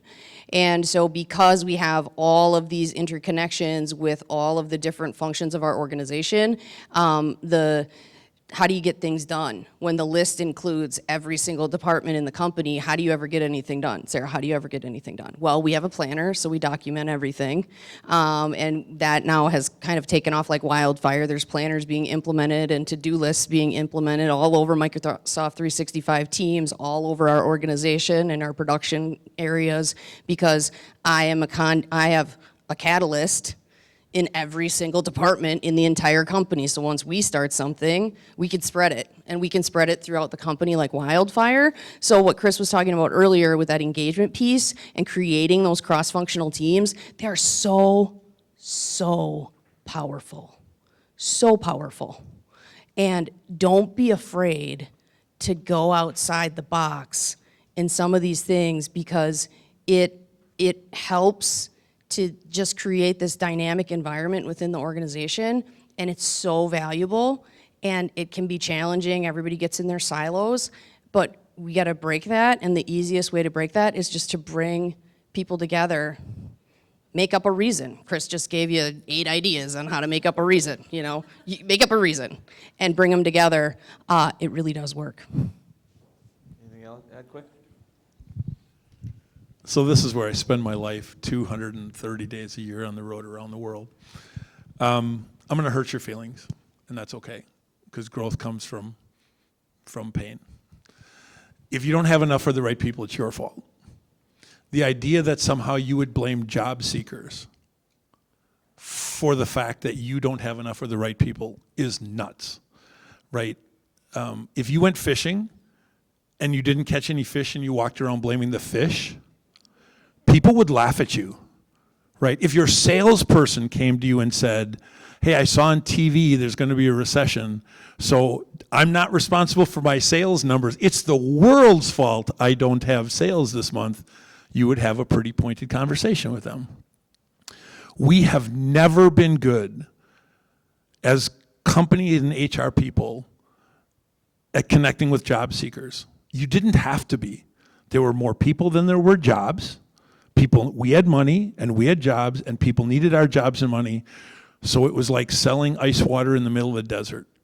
And if you're selling ice water in the middle of the desert, you don't have to be good at it. You could have had a cardboard sign with water written in crayon and spelled wrong, and you were going to fill all the jobs and sell all the water you had, because people needed you more than you needed them. Welcome to equality. And so my people desperately want your better jobs. And as I leave you today, I want you to remember this. Every day, what should bother you is not that people don't want to work. It's that people are showing up every day for way worse jobs than yours. Worse pay, worse benefits, worse bosses, and worse opportunities to grow. What should bother you every day is, why are we not effective in getting that person to identify how amazing their life could be if they came to work with us? It's our responsibility, and there's ways to teach you to do that in a better way. And a lot of the expertise is right in this panel too, so thank you. Awesome. Well, that's going to conclude the panel for today. Let's give a round of applause for the panelists. Thank you so much. Go ahead. Yep. So please join me in welcoming Pro Football Hall of Famer Leroy Butler, Super Bowl champion, 4-time All-Pro, and the inventor of the iconic Lambeau leap. Here he is. I have another hour. Thank you. Yes. Oh, almost did the leap up here, but I'm 56. Don't do that. How y'all doing today? This is pretty amazing. I was on the way here. I do quite a few speeches, and I do live here, by the way. And people come up to me and say, where do you live? They think I was going to say maybe, that's not me, that's the sound guy. They say, Florida, because I'm from Florida, from Jacksonville, Florida. LA, New York, that's for rich people. I don't do that. I said, I live in Oak Creek. Where in the hell is Oak Creek? I'm like, it's in Wisconsin. But where? I said, oh, I live in South Milwaukee. And they go, why? I'm like, why do you live here? I mean, yeah, but I was born here. You weren't born here. I said, well, technically I was, because I wasn't famous until I got to 1265 Lombardi Avenue. And they, like, what's that address? I'm like, I just walk off. 'Cause I just assume they're a Bears fan. I just like, does not know that? But we're gonna have fun today because I do a lot of things. And the only thing that really kind of shocked me, Lauren, give me my 5 minutes when it's time for me to get, Lauren's like my daughter, but I don't know who her mom is though. It's like one of the bar stories, like, hey man, I just woke up and had a baby, but she's blonde, hey man. Hey, this is Wisconsin, anything can happen. That's what my teammates have said, not me. I've never been to a gentleman's club. Why do they call it a gentleman's club? There's no gentleman in there. Yeah, not that I know of. But we're going to have some fun today because I like to talk about my career for the 3 people in here that may not know me, that don't have Wi-Fi, don't have the internet. I'll kind of speed through the part that's just like kind of gives you an idea who I am. And it's really the thing I was really shocked by me staying here was I'm going to do a commencement speech for the first time that some high school or college asked me to do one of the commencement speeches. I'm shocked because this seems like I've done a lot of speaking engagements everywhere, but not in Wisconsin, so I'm pretty excited about that. But these are high schoolers, so it's kind of a pickup. What are you going to face when you go to life and things of that nature? But my story, super quick. Well, I'm a mama's boy, by the way. You'll hear my mom's name and my grandmother's name quite a bit, and you'll hear quite a few things about my playing days. But you also hear things about my former teammates. Now, if you hear these stories, don't tell them I told you these stories, because I like to be friends with them. So, but some of this stuff is, you can't make it up. But born in the inner city, raised in extreme poverty, didn't have any friends. For the most part, I grew up, I had braces on my legs, so I was a special needs kid. Any teachers in here? Do you know any teachers? Anybody in here know any teachers? Don't be shy, just raise your, yeah. Can you raise your hand and keep it up? I want to say something. So, okay. So I just want to let you know that all you who raise your hand, you're heroes. Not everybody's going to like, I was just kidding. No, really, because teachers, people in education are heroes to me. This is my story. I did sign a production deal about 2 weeks ago to tell my story on a documentary. And you'll hear teachers a lot. I love teachers because if you're a special needs kid who get to school every single day, and for some reason it starts out negative, the kids bullying you, but we didn't use the word bully. We just used the word like picking on you. And, you know, but I never really cared about that because I just remember telling my mom and my grandmother that I was going to play in the NFL when I grow up to help my mom. We didn't use the word poverty. It just said poor. From being poor. My mom raised 5 kids by herself. You know, there was no father in the home. Because I used to hear all the time, if it wasn't a father in the home, that your kids are criminals. Well, that's not true. My sister was a nurse, 2 brothers in the military. My other brother was like, he's like one of these handymen. He had his own shop. And of course, I played in the NFL because my mom every single day was, again, my hero. Now, the thing about that is when you tell your mom that and you thinking that she's going to encourage you to do great things, but for me, it was always the speech I got when I went to my grandmother. Any grandparents in here? I have 6 grandkids, by the way. This is a young group. That's all the grandparents? That's all the free babysitting. Just raise their hand.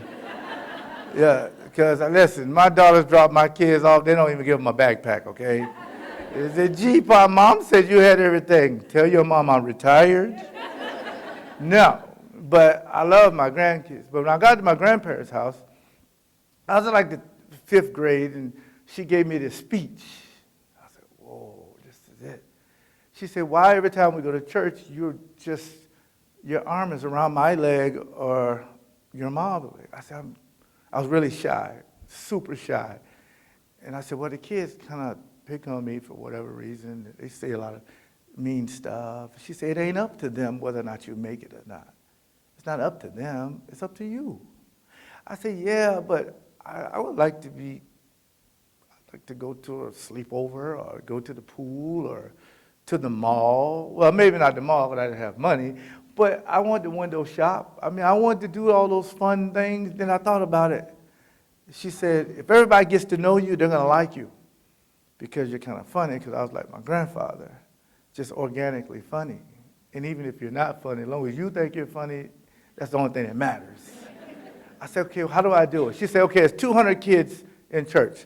Go learn everybody's name, their mom and dad's name, and something they like to do. I said, that's going to be a little weird. She said, yeah, but no one's ever done it. So I got my hand-me-down suit that my brother wore last Sunday. I went up to the kids. Hi, I'm Leroy Butler. Well, I thought your name was Leroy. Well, yes, you're right. It's Leroy. Whatever works. I mean, I just need to get the conversation going. It took about 3 months. After that, she was right. So I took that to school. So the older that I got, I'm thinking that, okay, we got to get this train going. I gotta be athletically great, right? I mean, but tell your kids, grandkids, godkids, that height and weight thing is overrated. It's not even true. Because all the kids on the team had like a V-shaped 12-pack, ripped up. I had like a 1-pack and a bunch of fat. But I'm thinking, yeah, they're running past me because my feet had a conversation. He turned in like this. I even told Tom Hanks, well, I'm going to tell him, but you know what I mean, that I was Forrest Gump way before you. It's my story. You owe me some money. But I do want to get him to narrate like 2 parts in my documentary, which won't happen, but I'm just praying it does. And it just seemed like everything started to work out for me. Because all those kids who running, jumping, height, big kids, they don't know the plays. I know the plays because I learned in school. My teacher, Mr. Brown, came up to me and said, you know they have playbooks. I said, no, they don't. I watch the NFL every Sunday. Well, wait. Down south, we go to church 15 days a week. So after church, I watch the NFL, and I've never seen a book or anything. No, they have a book. He said, well, I'll show you. And guess what he pulled out? The young people won't get this. 50 and up. Y'all please help me, so I don't know I'm making this up. A phone book is about this thick. He says the size of a phone book, and everybody was like, what's a phone book? It's a phone. It's this thick. Everybody's name and address is in this book if you have a phone. Now that would be a little creepy. You know, you could just, my ex-girlfriend, let me look her up. How's it going there, Sylvia? How'd you get, oh, it's in the phone book. But it's this thick book, but I had a learning disability. So I'm thinking more negative stuff to deal with. But my teacher, she's going to teach me, he's going to teach me the shortcuts, the cliff notes. How do you study quickly? And then I'm thinking, okay, well, that's conquered. And then at one point, they thought I was colorblind. Because I was looking at colors, and I would get to a color, and I just look at it, and I just look to the ground. And then we used to call her Miss Alphabet because her name had 19 letters. And I used to joke with people. I'm like, listen, you got to get married because your name is too long. She said, just call me Miss Alphabet. And she said, well, my maiden name had 17 letters. And she was Polish. I said, you're in trouble, Miss Alphabet. But she made everything funny. And to me, nothing bothered me. Nothing bothered me. Nothing. Because if it came up, she came in there like she was a superhero. He is not colorblind. He just cannot pronounce magenta. I said, what the hell is magenta? Because in my mind, I want to just say pink. Or even fuchsia, but it's not. You have to say the word. So she said, oh, I get it. So if it wasn't for my teacher, I would have got labeled something that wasn't true. Again, teachers are my heroes. So now high school was a little bit different, though. High school was, oh boy, I already got anxiety. So I'm supposed to go to Terry Parker High School. Terry Parker High School. That's the school I'm supposed to go to. I'm practicing with them in my 9th grade year in the spring going to 10th grade, because high school back, well, I'm 56 again, 10th, 11th, and 12th. Now it's 9th through 12th. So 9th grade is like a, junior high. They prepare you. So I'm thinking, oh boy, this is something not right. Because I would go and go practice, and then the coach said, I need to talk to you in my office. Coach Scroggins, he said, you're not going to Terry Parker anymore. I said, why? What happened? Well, they've changed the busing system. This is in Florida now, deep south. And randomly, they don't care what your last name is. It's all based on a lottery system, and they'll tell you what school you go to. Well, when I get home, my mom is reading a letter, and it said that Leroy Butler, your son, is going to Robert E. Lee High School. Come again, say it again. No, you got to go to Robert E. Lee High School. Well, put the name aside for a minute. It's on the west side. How am I going to get there? Because most of the kids that went to Lee High School, the parents drop them off because it's on the west side. Well, I had to ride a bus to catch another bus to get to school, which was fine. I mean, because my mom couldn't take me. So and then my mom, the first day of school, she said, wait, let me tell you something. It's not about the name of the school. It's about the name on the back of the jersey that enters the school. I said, Mom, that's too deep. Just tell me, just be a good boy or something. But I'm going in this school, and it changed my life because that was the top school for football. I didn't know this, though. Coach Rogers was like an icon. He was like Vince Lombardi. And God is good. Because I don't know what would happen if I'd have stayed at Terry Parker, because they weren't very good. But I don't pick the schools. So now I'm at Lee High School. I'm like, okay, girl, I'm playing JV football. I played 6 games, and that's it. And then the next week, they got 4 games left for varsity. Okay? So they move up students. So I'm thinking, okay, I'm a pretty decent football player. I deserve to get moved up. But I see the coach walking through with the jerseys, handing them out to the kids, and he didn't come in my class. So I'm looking, and Miss Gordon, my favorite teacher, she's on the lookout for me, and she's like, he's coming, don't worry, he's coming.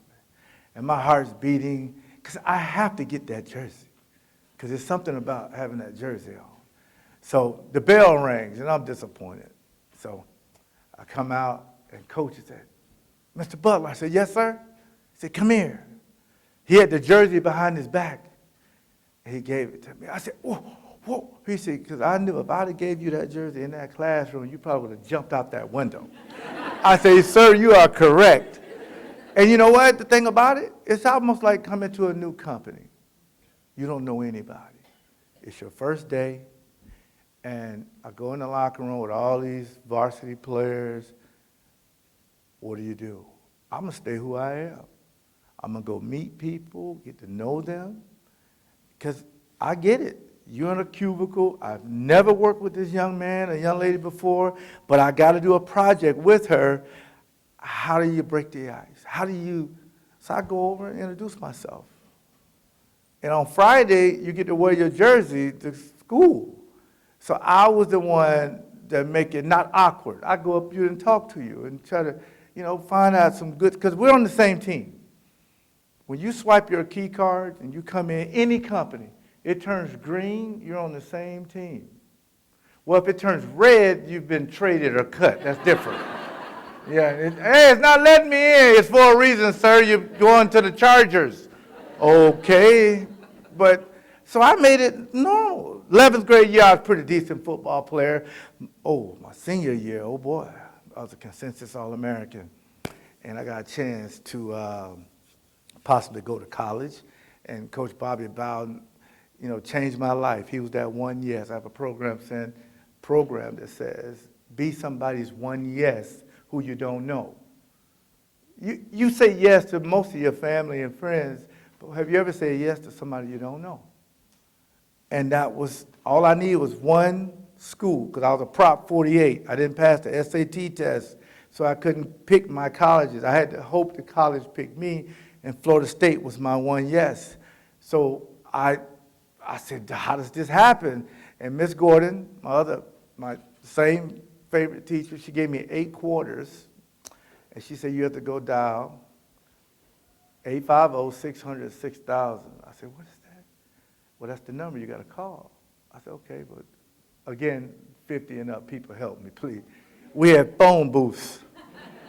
Because that $2 is a lot of money to me in poverty. She's like, no, because that machine may take your first quarter, but you got to make the phone call. And they were waiting for me, and she was right. I put it 75 cents, and it just took my quarter. You tried to get it out, and then it ain't happening.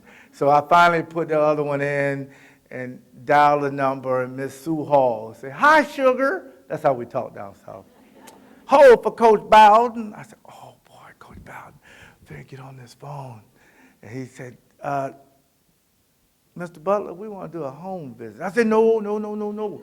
You can't come into projects. No, Coach, please don't. Because I'm thinking anxiety, if he sees where I live, he ain't giving me a scholarship. Because he's going to think I'm a criminal. This place was one of the worst places ever, called the Blodgett Homes. For 48 straight days, there was 2 or 3 homicides. It was just a terrible place. But for him, it's worth the drive. So I tried to convince him, but he said, no, we'll come. I said, okay, come next Wednesday at 2 o'clock. I'll meet you on my bicycle, which is purple, and you can follow me in, and purple is my favorite color, and I didn't know nothing about the Vikings, so forget it. Give me a pass. Because I told a 3rd grader that in Kenosha. Boo! I said, why are you booing me? That's the color of the Vikings. I'm like, I was your age when I picked it. It doesn't matter that I find out I'm arguing with like a 5-year-old. I forget about it. So here they come the next week. I'm on the bike. The chain always goes. If I go too fast, the chain goes off. The tires half flat. And they're following me with a convoy of cars. And we go down to their apartment. He comes in and tells my mom, yeah, we're going to give him a scholarship to get him out this surrounding because he deserves it. And my sister said, Coach Bowden, would you like something to drink? All we had is water. But she gave him some water, and I saw some stuff floating on it. I said, Coach, don't drink that. Yeah, don't, just throw it away. But the thing about it was, that was my one yes. I get to Florida State, more anxiety. I don't play my freshman year, fine. My sophomore year, I was a pretty decent football player. My junior year, I was pretty good, okay? That God-given talent is starting to come. My senior year, I got a chance to meet somebody, Bob Hope. Y'all don't know Bob Hope? Oh, my God. 3 people know Bob Hope. Y'all got to get the internet. Lauren, turn on the Wi-Fi, man. Let these people look this up. This is like a big deal, and I'm on the show. Okay, I'm on the show. We're in LA, and so the next part of the story I'm gonna tell you, but it's like the Mission Impossible. When you leave here, just delete it out your brain. So we go in. I'm in LA. I've never been in California. I've never been anywhere but Florida. This is a big deal. So I'm meeting Bob Hope, and then we're on this like bus, like going places, just going places like sightseeing, and we pull up to this mansion, right? And I've never seen, I thought it was the mall. And we go up there, and I'm like, man, this is nice. And we went inside. I think the rich people call it the foyer, I think. There's no rich people in here? Good. They're trying to suppress it. So we're standing, all these All-Americans standing around, and I see all these girls. Hey, man, what's going on here? Then I see a guy come down these spiral stairs with a pipe with no smoke, with a silk robe. I say, ooh, there's my new role model right there. It was Hugh Hefner. I say, man, we at the Playboy Mansion. This is amazing. He came out, guys, congratulations. Only got a few rules. Don't steal nothing and don't touch the girls. And I remember Anthony Thompson. Oh, I forgot. I didn't say his name. I'm sorry. He said, well, why the hell are we here? I said, man, I don't know. That's what all Americans do. Just look natural. And then, trust me when I tell you the NCAA whisked us away, we was out of there. We just wanted to experience that, but why?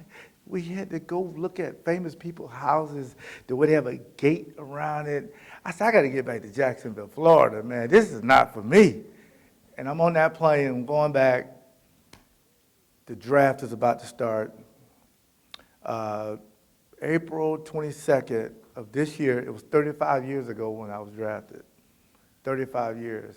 And I remember sitting in a small apartment, no air conditioning, and I'm thinking that somebody's going to call this rotary phone, 50 and up, please help me, tell the young people. We didn't have the internet. We had a phone that was on the wall. It's a long bungee cord from here to Milwaukee. I mean, it's a long cord, and you have to stay by the phone, because if you come out, it'll just hang the person up. So I got more anxiety. And then the statute of limitations run out. I could tell this part of the story. We found out that the draft is on cable. We ain't got no cable. But everybody has a bootleg uncle, right? My uncle climbed up this pole about 50 feet. Okay, you got cable for 3 hours. You better get drafted, otherwise we're going to jail. I said, well, don't get electrocuted. Come on down. So now we got a floor model TV. If you don't know, this TV looks like furniture, because when it breaks, you use it as furniture. It got the rabbit ears that kind of move around. You get like 2 channels, but other ones like shh. But as long as we got the NFL and Tarzan, I was good with it. It didn't matter. But I said, again, when you have anxiety, which I get therapy once a week for the last 28 years, when you have anxiety, it's the good part of your brain fights with the bad part. But the bad part usually wins. And it's just like, everything is going to be fine. No, it's not. Nobody's going to call. You're going to be in poverty the rest of your life. The good side, like, child, please calm down. We finna be rich. So you have to let that part win, and sometimes it's difficult. Because if you don't have anxiety, you're not going to understand somebody that has it. So I didn't tell anybody. They can just see it on my face. I wasn't pacing. I had the same smile on my face, the same smile when I hadn't no sleepovers or Prop 48, same smile. No one ever even knew if I ever had something bad happen to me, because I had the same person. And I remember my uncle is, if you know this story, just don't react to it. But it has to always be told. My uncle is from Aurora, Illinois. And him and my aunt are there. And right before I got a phone call, he gets up and says, go to the Bears. Don't go to the Packers. I hate the Packers. I said, what are you talking about? Because he was a Bears fan. He got like a Peyton shirt on. He's a big Bear, because they live in Illinois. I mean, everybody's Bears fans. And he was just like, just do not, if it's the Packers, just hang up on them. Do not. Their fans are just so this. And at full disclosure, I got booed again from a 7th grader in Racine. I said, I'm a Cowboys fan anyway, so I want the Cowboys to draft. Oh, I love y'all. Thank you so much. I'd be scared to tell that story in Wisconsin. But I was a Cowboy fan. I love the Cowboys. I wanted them to, draft me, but they weren't smart enough to do it. So, hey. So I'm thinking, fine. It was really quiet. Then the phone rang. And it was Lee Rimmel and Tom Brotz at Green Bay Packers. And they were just talking to me, telling me how the process go. I can't move. I'm numb. I mean, because this is my childhood dream. And then they said, wait, before we even get into that, you got to talk to the head coach. I said, okay. Lindy Infante gets on the phone. Lindy Infante, the Green Bay Packers. I thought God was talking to me. He said, we're going to select you with the 48th pick, but do you have any questions? I said, yes, sir. Where's Green Bay? But I don't know where Green Bay is. Oh, don't worry about it. He was laughing. He said, we're going to select you. And it changed my life. And this one I knew I wanted to be a Packer my whole life. I'm on the plane going to God's country in Austin Strobel Airport. And my girlfriend and me are on this plane. And the pilot says, it's a beautiful day in Green Bay. The wind is coming from the north. It's a beautiful 17 degrees. I said, it's May 2nd. What? And you ever seen that movie, The Exorcist, when your head turned all the way around? My girlfriend's head turned all the way around. No green stuff, though, but it should have been. She was like, Denise. I said, no, the pilot is from the South. He meant 77. Yeah, that's it. Then some guy, I never met this guy, he gets up and brings me his Packer jacket. And his wife gave my girlfriend her jacket. I said, these Packer fans are nice. And when I landed, it was great. And they just keep the jacket. I said, these are the nicest fans. I love these fans. And it was like 2 o'clock on like a Tuesday or a Wednesday. I said, wait a minute, they got 1,000 people at the airport. I said, do these people have jobs? I mean, grandma got on earrings made out of cheese. Dogs got on like sweaters with like G's on it. I'm like, they even had little parrots with like sweaters. I'm like, are you kidding? This fan base is amazing. That's when I knew I'm never leaving this place. And then when I got over to this place, I was like, this is amazing. And this is when the story really picks up. 1990, I think we were like 6-10 or something like that, but it wasn't my fault. I had nothing to do with it. The next year we were 4-12. Ugh. And then Ron Wolf, our GM, this is amazing. Lindy Infante is up at the podium. We had just beat Minnesota. This is the last game, so we have exit meetings. And he's up there talking to the team, and Ron Wolf, they had just hired him, and he's standing on there waiting chance to address the team. And he's waiting. I'd never seen Ron before, but then Lindy Infante introduced him, the new GM. I think Lindy kind of knew what was going on. He come up. He said, well, guys, a lot of y'all won't be here next year because I'm trying to win a championship. And he just left. So I said to myself, I'm a second-round pick. I know they ain't going to get rid of me. But everybody took it unnoticed. And I was one of the few guys, maybe the only guy that was here from that speech to the transition of winning a Super Bowl, because guys, free agents, they weren't coming back. And matter of fact, there was no free agent. It was like plan B. They just like protect so many guys, and the other guys got to try to get in where you fit in. It was terrible. And then somebody said, wait, they got a new quarterback. I said, no, they don't. We got a quarterback, Don Mikowski. You know Mikowski, who has the best mullet since Joe Dirt?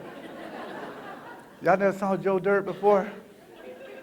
I mean, Mikowski had the best mullet, man. That thing was blonde. I mean, a highlight blonde, like he was a California surfer. It was Magic Man. I mean, it was amazing.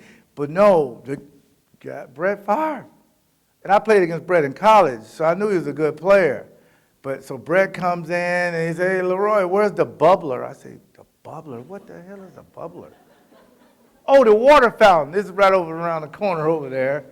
And okay, he's here, and the next year we got Reggie White. I said, wait a minute, Reggie White just signed in San Francisco. Nope, signed with the Packers, coming to the Packers. I said, wow, he's coming to the Packers, because Reggie sued the league to be a free agent. That's a big deal. And then we go on and we play the New England Patriots in the Super Bowl 31. We had 3 or 4 interns to make sure they didn't deflate the footballs, though.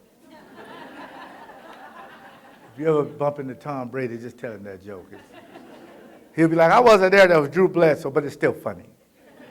So we win the Super Bowl, and the thing about winning the Super Bowl is when you see a sign that said 30 years of misery has ended, we won the Super Bowl. I thought, this fan base been losing for 30 years. And our group was the turning point to being success. And that meant a big deal to me, especially because I went through the lean years, because there wasn't anybody on the team from the 80s. So my year, the 90s on, it was just like a drought since 1967, 68. So that was a big deal. And then guys cry. Did y'all know that guys cry in Super Bowls? Guys, not me though, but guys were crying and stuff like that. Now, do you want to know the 3 times I did cry? I'll just tell you. The first one was this movie called Oh Yeller. You ever seen that movie? I still don't know what bit him, the dog. I'm sorry about that, Lauren, because Lauren has a nice dog that looks like Oh Yeller. But I cried. And then another one was The Color Purple. I cried. And then the other one was, I have 6 daughters. I only like 2 of them, though. And she always picks the movie, and she picks The Notebook. And they said, Dad, you cry on the same part. I said, don't pick the movie. And it's another one that's kind of gets me. The Titanic, when Leonardo DiCaprio was frozen on this boat with his girl, and he looks up to her and said, I'm paraphrasing, of course, but it gives the meaning of it. I'm going to die so you can live. And he lets go. He's going down. I said, Leonardo, you're a better man than me. I wouldn't have never done that. And then I start crying, man. My wife, I said, we're going down together. My wife was like, no, get off the boat. Honey, we took vows. Matter of fact, I got married in this exact room. I'm dead serious. I'm like, we're together. We're going down together. No, I got to watch the kids and the grandkids. See you later. Oh, wait, she said, wait, what are the passcodes to the money? Better leave me alone. But when you win a championship and it says Lombardi, guys get emotional. So here's the rest of my story that I really enjoy telling. I really do. When 2002, I retired. And I remember Lee Rimmel, he was our top media guy. He came over to me and said, you know what? You may be in the Hall of Fame. I said, they don't put defensive backs in the Hall of Fame. That stuff is for quarterbacks and like receivers and stuff like that. They don't, not. He said, no, I'm serious, because you made the all-decade team. I said, what's that? He said, well, for 10 years, you were the very best at your position. I said, okay, it's fine. So my mom passed away in 2016, but in 2009, she said, let's work on your Hall of Fame speech. I said, wait a minute. Isn't that a little narcissistic to work on a speech and I'm not even a semifinalist yet? She said, first of all, I don't know what that means. And second of all, you got to be prepared. So we worked on the outline of my speech just in case. First time I was a semifinalist, it was pretty cool. And then 2020, hey, it changed my life because me, Tony Baselli, and some of the other guys, we flew down to Miami. Right? The pandemic was about to start, but it hadn't hit yet. And I saw Roger Staubach, the quarterback of the Dallas Cowboys, when I was a little kid. And then I say, whoa, I don't even care if I make it. I just saw the GOAT. This is amazing. And back then, there was a lot of anxiety. You stay in a room. You get a knock, that means you made it. You get a phone call, you didn't make it. Now, you want to talk about anxiety? Antonio Freeman's in the room. My wife's in the room. Gary Ellis is in the room. And some media people waiting for a knock. That never came. I want a spoiler alert. So all of a sudden, we hear, woo, your boy done made it. Guess who it was? Antonio Freeman. He slipped out to go get something to eat.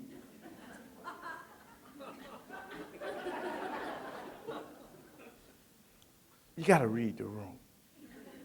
You know I'm waiting on a knock. Oh my God, and I'm still friends with him. So he comes in, as soon as he shuts the door and starts eating, I get a phone call. And it was Mr. Baker. Well, unfortunately, Leroy, I said, whoa, no, I'll see you next year. I'm good. He said, thank you for that, because sometimes it's hard making those phone calls. I said, I'm good. So when I get back, nobody knows, because 2 weeks you can't say nothing. Nobody knew if I got in or not. I did my same thing. I went to school. I took my son to school every day in Racine. I did my same speaking engagements. And people would ask, and I said, I don't know. But I knew it was okay. But 2022, oh boy, I'm doing tours of the stadium, okay? And my wife's with me, okay? And then she disappeared. I said, my wife is like my car keys. But my keys, I can't drive my car. I need my wife. I was like, where my wife at? Oh, she's down there. I said, where is she? So I saw her. I think there's something wrong with my son because he's my favorite, you know.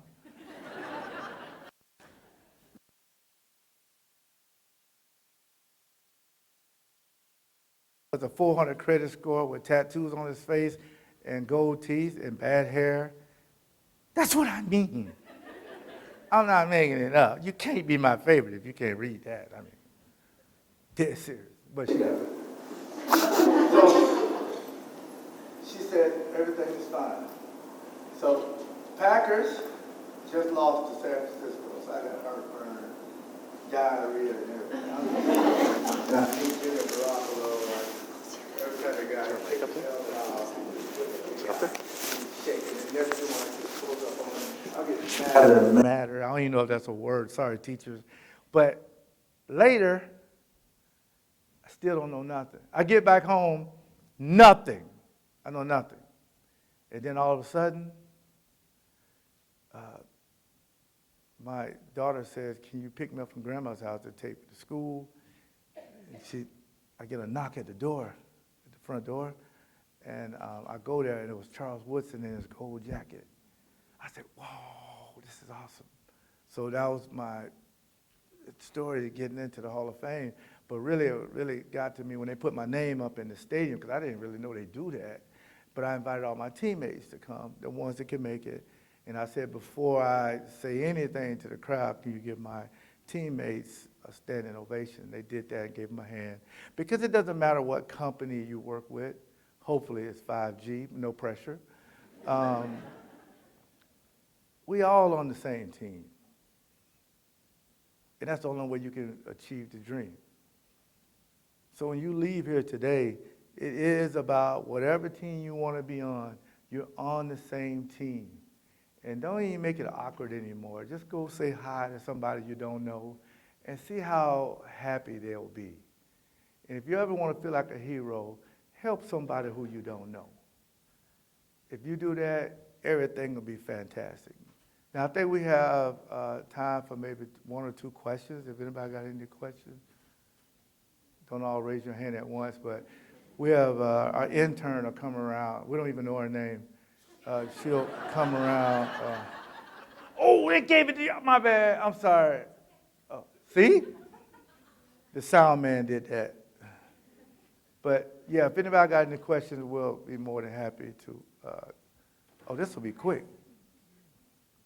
Mr. Butler, big Packer fan. Wait, is he Chris or this Chris? 'Cause it would have been funny if it was him up front. Go ahead. First of all, thank you for Super Bowl 31. Oh, you're welcome. To the 70s, 80s, and 90s, that was painful. Yes. 31 really. Thank you. As a former coach, my question is about Super Bowl 32. I saw Why'd you pick him? No, I saw an episode. Oh, go ahead. That said that Denver actually identified how many tackles you were making throughout the season, and they assigned the blockers specifically to you. I like this question. I like it. And that's Yeah. one of the biggest reasons they ran for so many yards. So can you tell us a little bit, is that true? What happened there? And would you do anything differently if you went back? Two great questions, because those are the most ones I get for the most part. John Elway put it in his book that the whole game plan was to get me out of the box. And they knew I would be covering Shannon Sharp, who was the best tight end in the league, and I would mirror him. Had we did it over, I would have stayed in the box and just let a cornerback cover Shannon to make sure we stopped the run, because that's what opened up the pass. And we kind of knew it in the third quarter, but sometimes coaches, we get stuck in our ways and we don't want to change. And I think it could have been the difference in the game. But, yeah, we had nightmares about changing something against Denver. Because had we won that Super Bowl back-to-back, who knows, we may have stayed together and probably could have won one more. Thank you for the question, Chris. Thank you so much. Can you share a story about Reggie White and how he influenced you? Well, the thing about Reggie, real quick, this is amazing. Because to be a good leader, you once had to be a good follower. But if you're going to follow, choose the right leaders. My grandma told me that. And I always looked at Reggie when he got here. It's two people you would not joke on in the building, Mike Holmgren and Reggie White. So this particular day, Reggie White, now back then we didn't have the internet, we had newspapers. And guys knows this, we go in the throne, that's our throne, the bathroom. And he's in there with the USA Today paper, and he's just enjoying himself, I'm sure. And I see Brett Favre with his flip-flops, because he makes that noise when it hits your heel. I say, crew, we call him Brett Crew, like the longest yard crew. I said, what you doing? We finna get Reggie. I said, you can't do that. You cannot get Reggie. He's in the far stall. You cannot get Reggie. But make sure it's the far stall. And I'm so nosy, I said, well, wait a minute. I'm going to look. And they dumped that 5-pound ice water on Reggie. And he came out there screaming. And he said, I know who did it. I knew Brett did it. I knew Brett did it. But he couldn't prove it. But the thing about Reggie was that I always loved him for this. We had a team meeting, and he got up in front of the meeting just like this at 9 o'clock. Everybody's in there, no coaches. He got up, he said, guys, I know what y'all thinking that I'm the leader, but I'm not.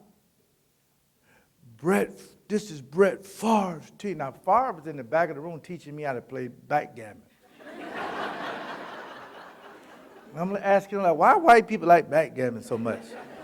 He said, I don't know, the same thing. Like, black people like spades. I say, touche. He said, why y'all like sheephead? I don't know.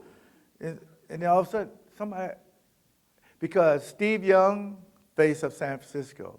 Troy Aikman, the face of the Cowboys. The face of the Packers was Reggie, but Reggie said, no, it should be Brett. Because Brett wasn't a rah, rah, rah guy, speeches. He just wants to play. So I had so much respect for Reggie to say that. It meant the world to me. I actually had tears in my eyes. You won't see that, a guy to say, yes, it's supposed to be me, but it ain't me. It's Brett. And it made our team better. And we destroyed teams in the 90s. Cowboys had 3 years, San Francisco had 3 years, and we had our 3 years. And then 1 year that's up for grabs.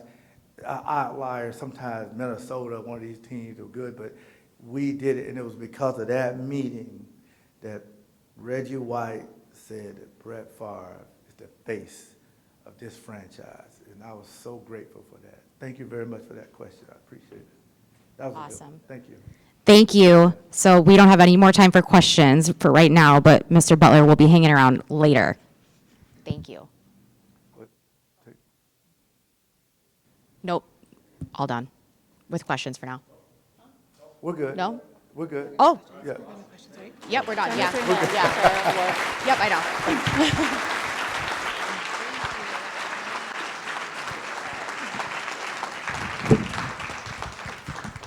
All right. Whoop. Make sure I was stable up there. Hi, everybody. So I'm going to keep my segment really, really short. We have a lot of incredible giveaways that we're going to get to in just a moment. But I just want to take a quick second of your time to introduce a new segment in our workshop. So for those of you who don't know me, my name is Nicole Kulkarni, and I have been with 5G Benefits for just over 6 years now, 9 years total in the insurance industry. Thank you for doing that. So I serve as the Senior Benefits Client Account Manager for many of you in this room, but I also assist in the role of the project lead. So when we all met this year to discuss the event, one thing we wanted to incorporate was a segment where we can highlight an individual or recognize an individual who has gone above the call of duty to not only aid in their own needs within their own company, but really someone who's kind of taken the time to dedicate their time and efforts to really assisting our staff with anything that we need as it pertains to their benefit offerings.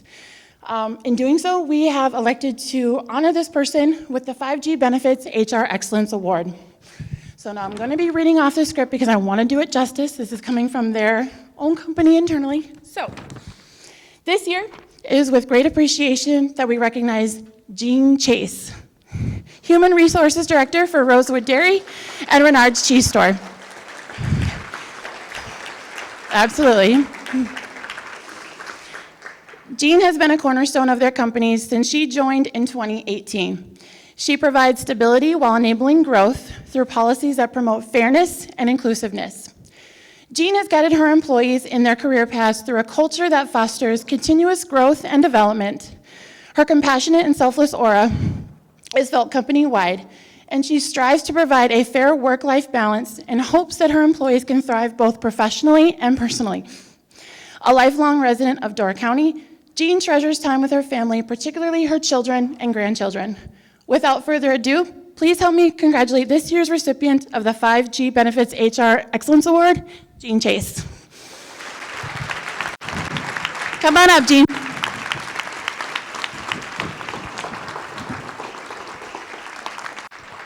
Come on up.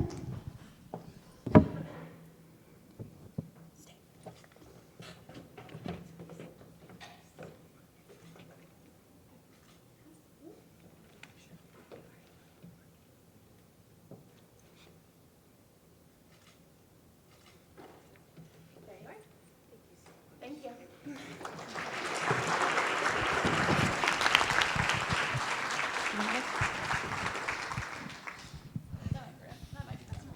Yep. You need that one?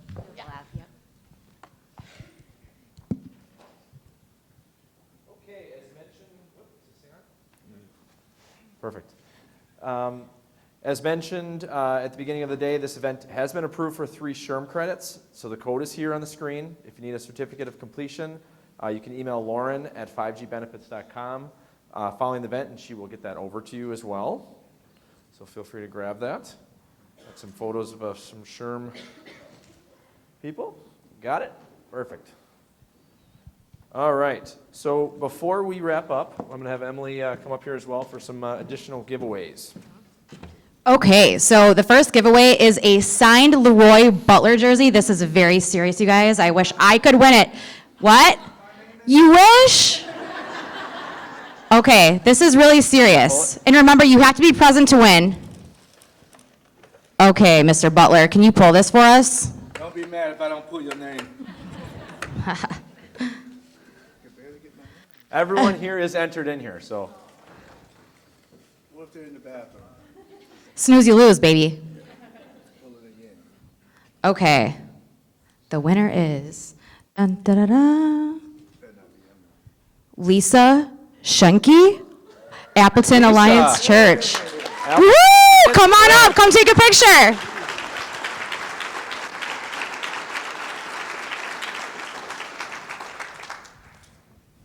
Check eBay about 5:30 tomorrow. You can get it. Want to take a picture quick?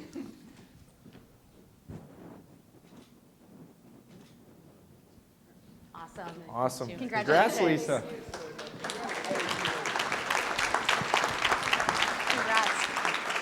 Okay, so the next award is also very serious. I also wish I could win this one.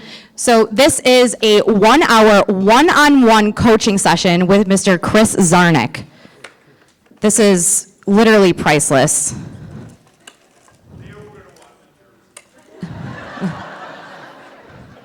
All right, Mr. Zarnick, can you come pull this one? You can be mad at him.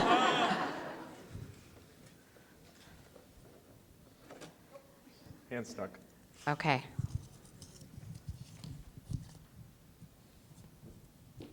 Cheryl Skeleteski? Skoletsky. Excuse me. Congratulations, come on up.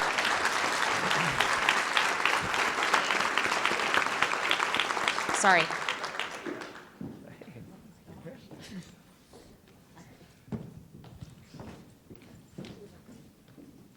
Oh, Yep. yeah, we probably need that. There you go.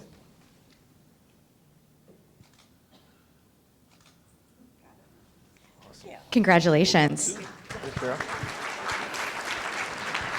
Okay, so the last giveaway is a 2-night, 3-day stay at Hidden Shores donated by Dorco Vacations. This is a cabin secluded in Door County.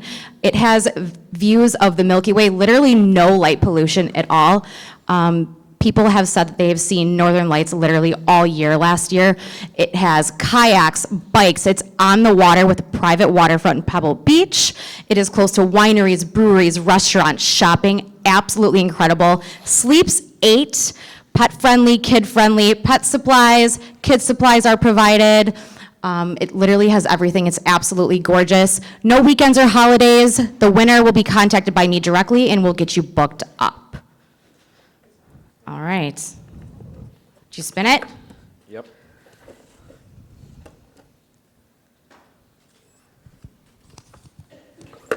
Alicia Riley, Alliance Manufacturing. Oh! Is she here? Is she here? Oh, boy. We can vouch for her. All right, well, look, Ken. All right. Leroy has spoken. All right. While we wait for her to. All right, Ken, we're putting your name on it. Come on up.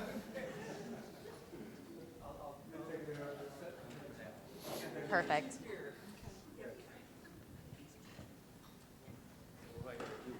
You just got to stand here and look pretty. You have to, Oh, okay. you have to look like, I can- you have to look like that's a Alicia. tall order, but All right.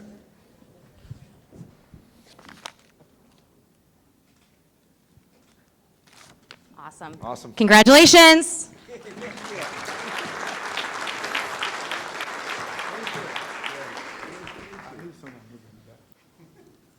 All right. Before we release anybody, I want to take one last moment to express my gratitude to this year's event sponsors. Pekin Insurance, Dorco Vacations, Pivotal Health, Aether Health, Gable Insurance and Financial, Diathrive Health, CMSI, Colonial Life, Network Health, Merit Financial, Vivid Clear RX, Self-Insure Wisconsin, Employee Benefits Corporation, Delta Dental, Mutual of Omaha, and United Healthcare. If we can get a round of applause for them quick. I do want to say one other thing as well. I know Leroy's been mentioning that she's like his blonde-headed daughter, Lauren. He keeps mentioning Lauren, right? Lauren is in the back right there. She did a huge thing as putting this whole thing together. So let's give Lauren a round of applause.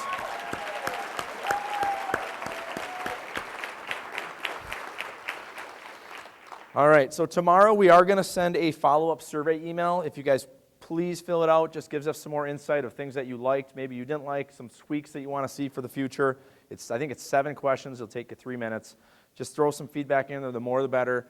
Just helps us, do better. We had a client survey a few months ago. We've already made some immediate things from that. So just give us feedback. A lot of people are talking up here on, feedback that they give employees. Give us feedback. If you want something different from us, tell us, right? We can change. We can do things differently that you need done. And we are willing and able to do it. Not unwilling and unable. So if there's something you need from us, just feel free to reach out to us. So feel free to enjoy stage for drinks, appetizers, and live music. If you didn't receive your drink tickets at registration, please let one of the 5G staff members know, and they'll make sure you get them. And don't forget to take your picture with Leroy outside. Just a quick note, he'll be happy to share a photo with you, but he will not be signing autographs tonight due to the time restrictions. However, everyone should have received an autograph recipe for his famous Alfredo. So there you go. Well, thank you again for coming, and thank you guys for your business. It means a lot to all of us. Thank you so much.